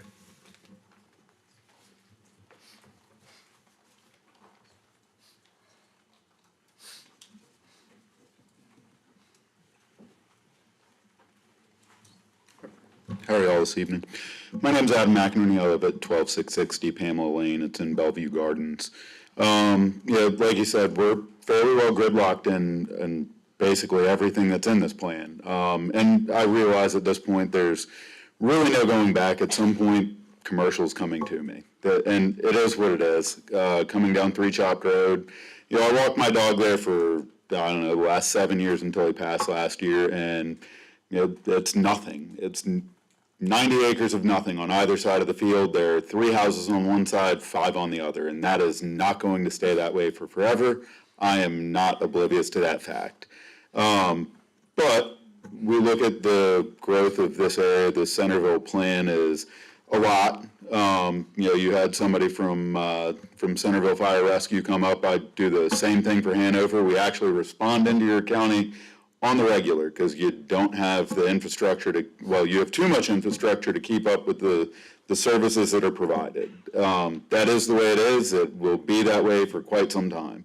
I'm 15, 18 years in now to my county, and we are no further ahead in catching up than you all will ever be. I can see that future for everyone. But the growth helps. You know, there's no denying that. You need the commercial businesses to support actually growing a county. And if we're going to grow a county, you might as well do it responsibly and have some business to support it, because it pays better than residential. But if we're going to do that, I think at some point you have to look at the fact that you need to do it reasonably, slowly, and then you also need to bring things to the people that you are, you know, purportedly helping here. If we're going to bring residential out here, it seems odd that there's not a single school anywhere on that plan in the east end of this county. You know, I drive 15 minutes every day to take my kid to school. That's the elementary school. It's 25 to the high school, to the middle school. You know, my kids will be long since out of that program by the time anything gets built, and I understand that. But if we're going to bring services and industry and everything else over here, you probably ought to bring something that actually benefits the people that live there. So that's all I have for you. Thank you. Thank you. Anyone else? With that, I'll close the public comment period, and I'm going to have a 10-minute recess break, and then we'll pick up after that.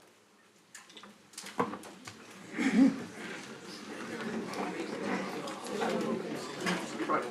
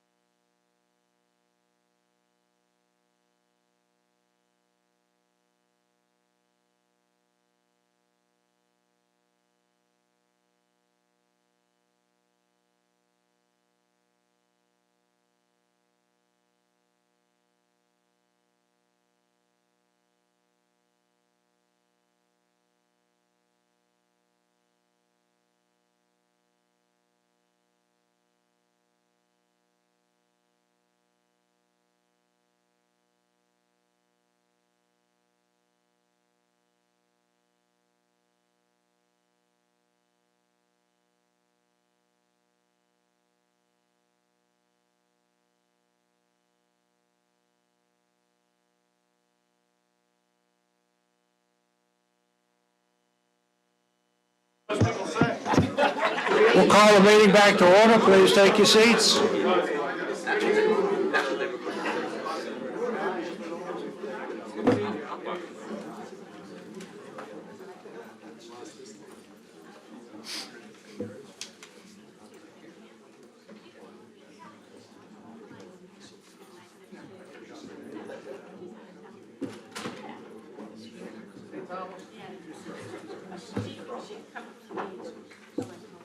Anytime, anytime.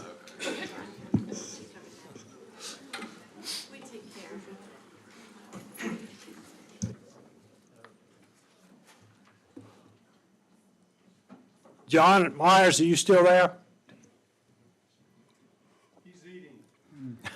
Sleeping.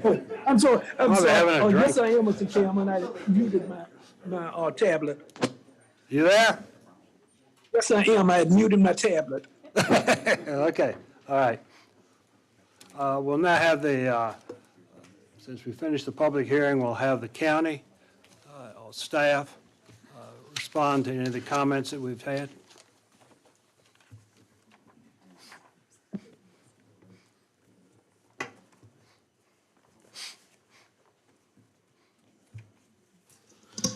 Again, members of the commission, Tom Coleman, principal planner. Mr. Secretary, I wanted to circle back to that question you asked me earlier about what's different about this plan. In the past, when the county did land use planning, they really did it at the countywide level. So if you saw a commercial designation in Centerville, it was the same commercial designation in Courthouse Village, same commercial designation in Haydensville. And really what this is an effort to do things differently. You know, with the development that's taken place in Centerville and the development pressure being in proximity to Short Pump and Henrico, the county needs to and is taking a look at Centerville, and we need new tools to facilitate some of the things that have been mentioned here tonight that we don't have. We don't have public facilities. We don't have public parks. We don't have a mixture of housing types. So if we're going to introduce these things into Centerville, we need different tools to do that. And part of what this comprehensive planning effort is, the Centerville Village Plan is to introduce new tools. And as many people have mentioned this evening, there are no ordinance amendments here tonight. What this village plan is doing, it is intended to provide some direction. It is intended to provide more direction than our current comprehensive plan offers. The idea is to have those public spaces, is to introduce that mixture of housing types, is to have those development standards where this orientation of buildings. We have a little bit of that now with the overlay district that really mostly just deals with aesthetics. And with this comprehensive plan, we're going further than that in talking about the landscaping and things. So this effort, this village plan, is different, and it is intended to accomplish different things and provide more direction than the current comprehensive plan offers. Thank you. Well, anybody from Timmins want to respond to any of the comments?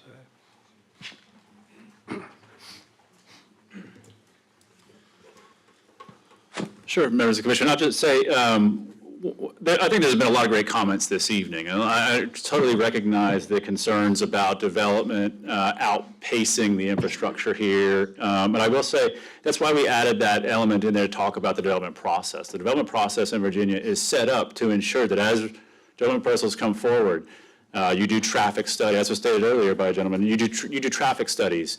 If it's a rezoning, you have things like proffers to try and mitigate that impact. If there's additional fire and rescue, if there's additional schools needed, that's part of that discussion as a rezoning comes forward to ensure that a development doesn't get approved that then puts all of the burden on the county. So the system in Virginia is set up to try and keep pace together with development. All this plan does is really identify what might be wanted, what type of form or pattern of development is wanted where, so that you'll have a guidebook to follow. And then hopefully, as those things come forward, infrastructure also catches up to it. The other thing I want to say, there's a lot of comments about taking out things like development standards, the pattern books, and recommendations for height and building form and parking. As I mentioned in my presentation, we kept it at a very high level.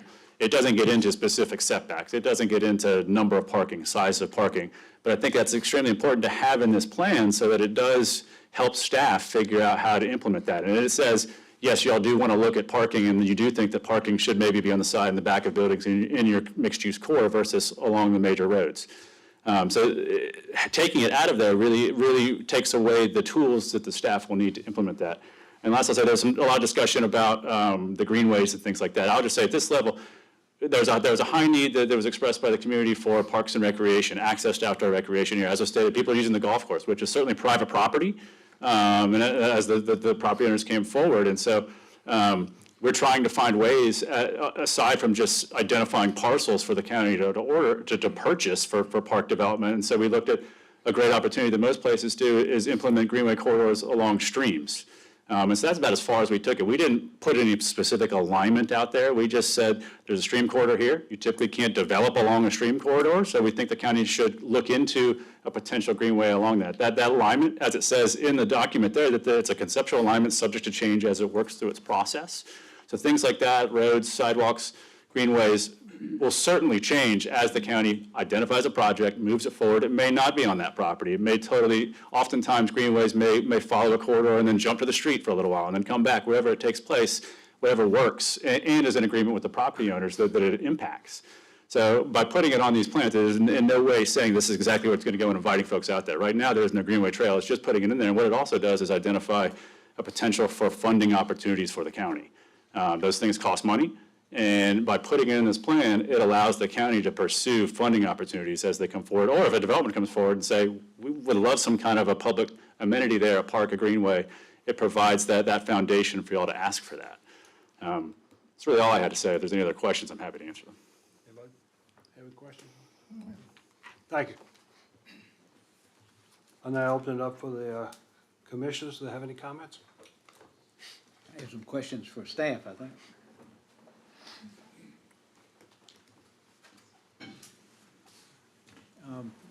I think you pretty much answered the Greenway question, but I want to retouch back on it. So it sounds like they're concerned about, nobody has taken anybody's property without their permission to create a greenway. Yes, sir, that is correct. There's no intent to take or speak for anyone's property. What you have are some conceptual lines where the county is showing where they would like to see something run east to west or north to south for roads, for trails. And again, having that proposed hypothetical layout shown on a plan helps us to go for funding, whether it is from Department of Conservation Recreation, whether it is from Department of Transportation or Department of Rails, DPRT. I always get the acronym wrong when I say it out loud.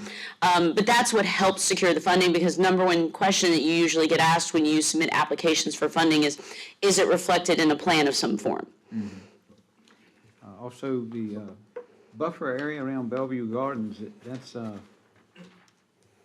mean, it's fairly large what I'm seeing drawn on here. It's fairly wide. I know it was said that it looked very small, but it's wider than 64. Is this something that we're asking from the surrounding landowners? Is it coming from it's just conceptual and it's an idea, or? That is conceptual, and it would come on a potential future applicant's responsibility to provide that within their proposed development. They would have to take it off of their property? Correct. Okay. And the in excess of 700 houses off of Rockville Road, it's limited to amount of access points onto Rockville Road, right? It's not limited because of zoning, didn't they? I will defer to staff. I mean, yeah, there's many things that would be taken consideration. There's a limited number of access, if there's any floodplain, stormwater management. So once you get into the design, whatever your starting number is, that number is going to be less. And so I don't know exactly what math went into that equation, but whatever number you start with, it'll get less as you move forward. Right. And it is, that's all done by VDOT and by the application process, not. Correct, that goes through the traffic impact analysis that staff and VDOT work to review and approve to determine improvements or if status quo maintains.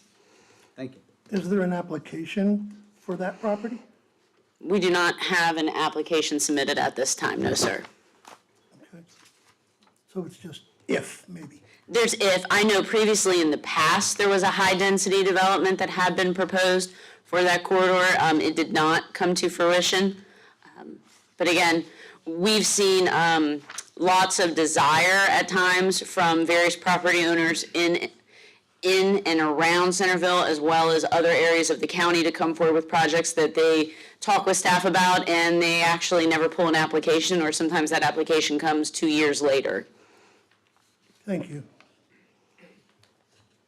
Mr. Myers, do you have any comments? Yes, I do, Mr. Chairman.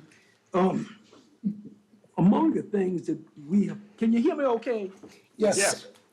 Okay, among the things that we've heard from the very beginnings of these discussions were, first, density. People are really nervous about 4+ units per acre.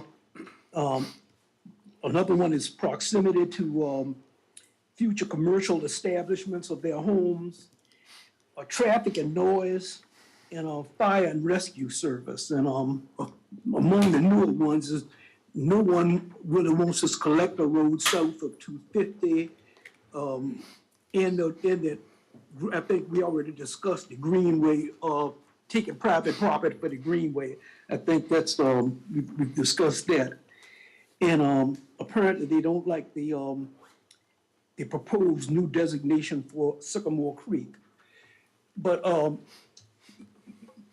lot of time and effort has been spent by staff on this modification to the comprehensive plan. And if we adopted all of the suggestions made by our fellow citizens, then you'd have a whole lot more of them when it reaches the Board of Supervisors. So we have to find a happy medium here. We're never going to please all of our citizens, and that's a shame, because we would like all Goochland residents to be happy with where they're living. But this is a very important plan, and we need to get it right. So I think we are really on the way. What do you gentlemen think about some of the proposals from the residents?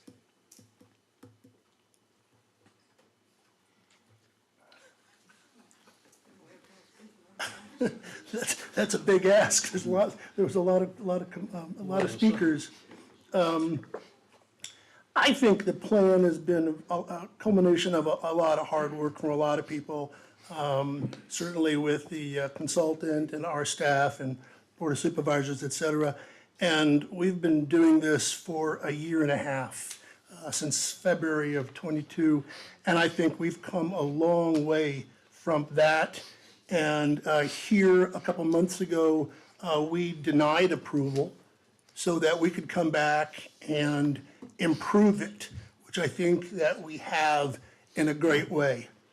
So I think that we should, I'd make a motion to approve the commission, recommend approval and certification of the Centerville Small Area Plan as presented.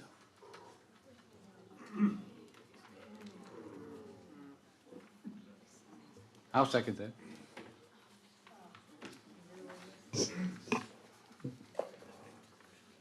It's been moved and seconded. Before we vote on it,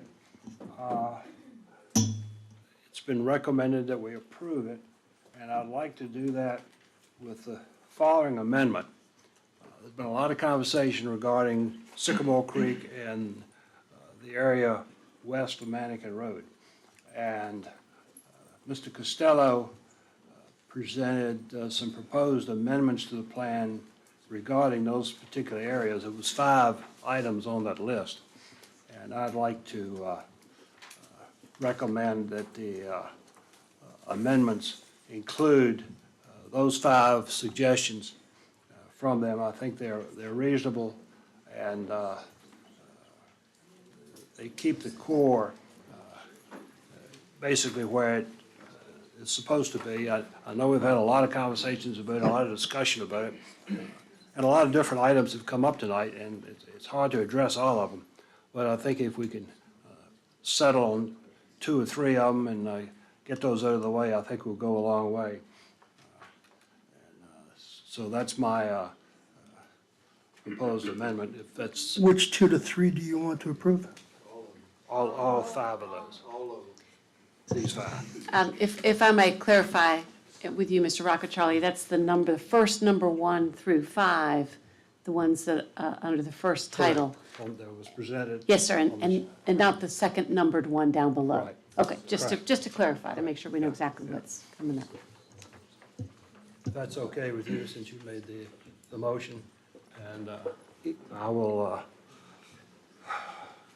give my approval to it, subject to what Mr. Myers has to say. Mr. Carter? Is the way to do that, so are we saying we are adding these to the motion, or are we adding it as a suggestion to the Board of Supervisors? I'm not sure that I'm comfortable adding it to the motion. Okay, my understanding of Mr. Rockacharlie's was that this was an amendment to the approval motion, so that the Not a motion. suggestion.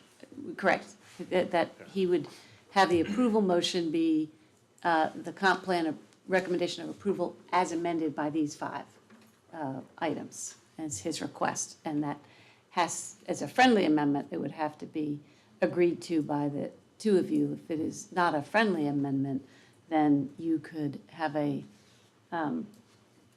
motion, going to my process.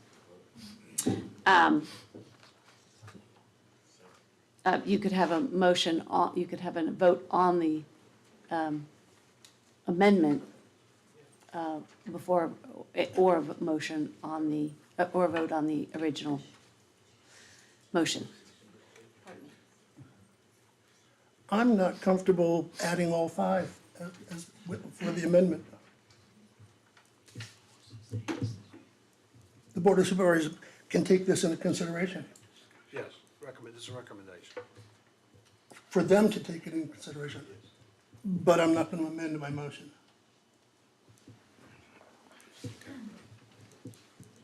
Okay? All right. All right, we'll vote on the motion. Mr. Myers, will you do a roll call so we can count everybody?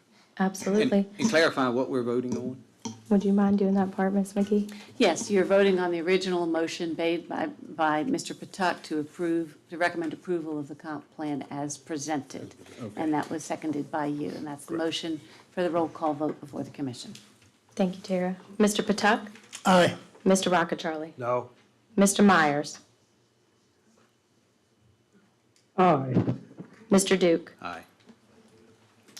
The motion to recommend approval passes on a 3-1 vote.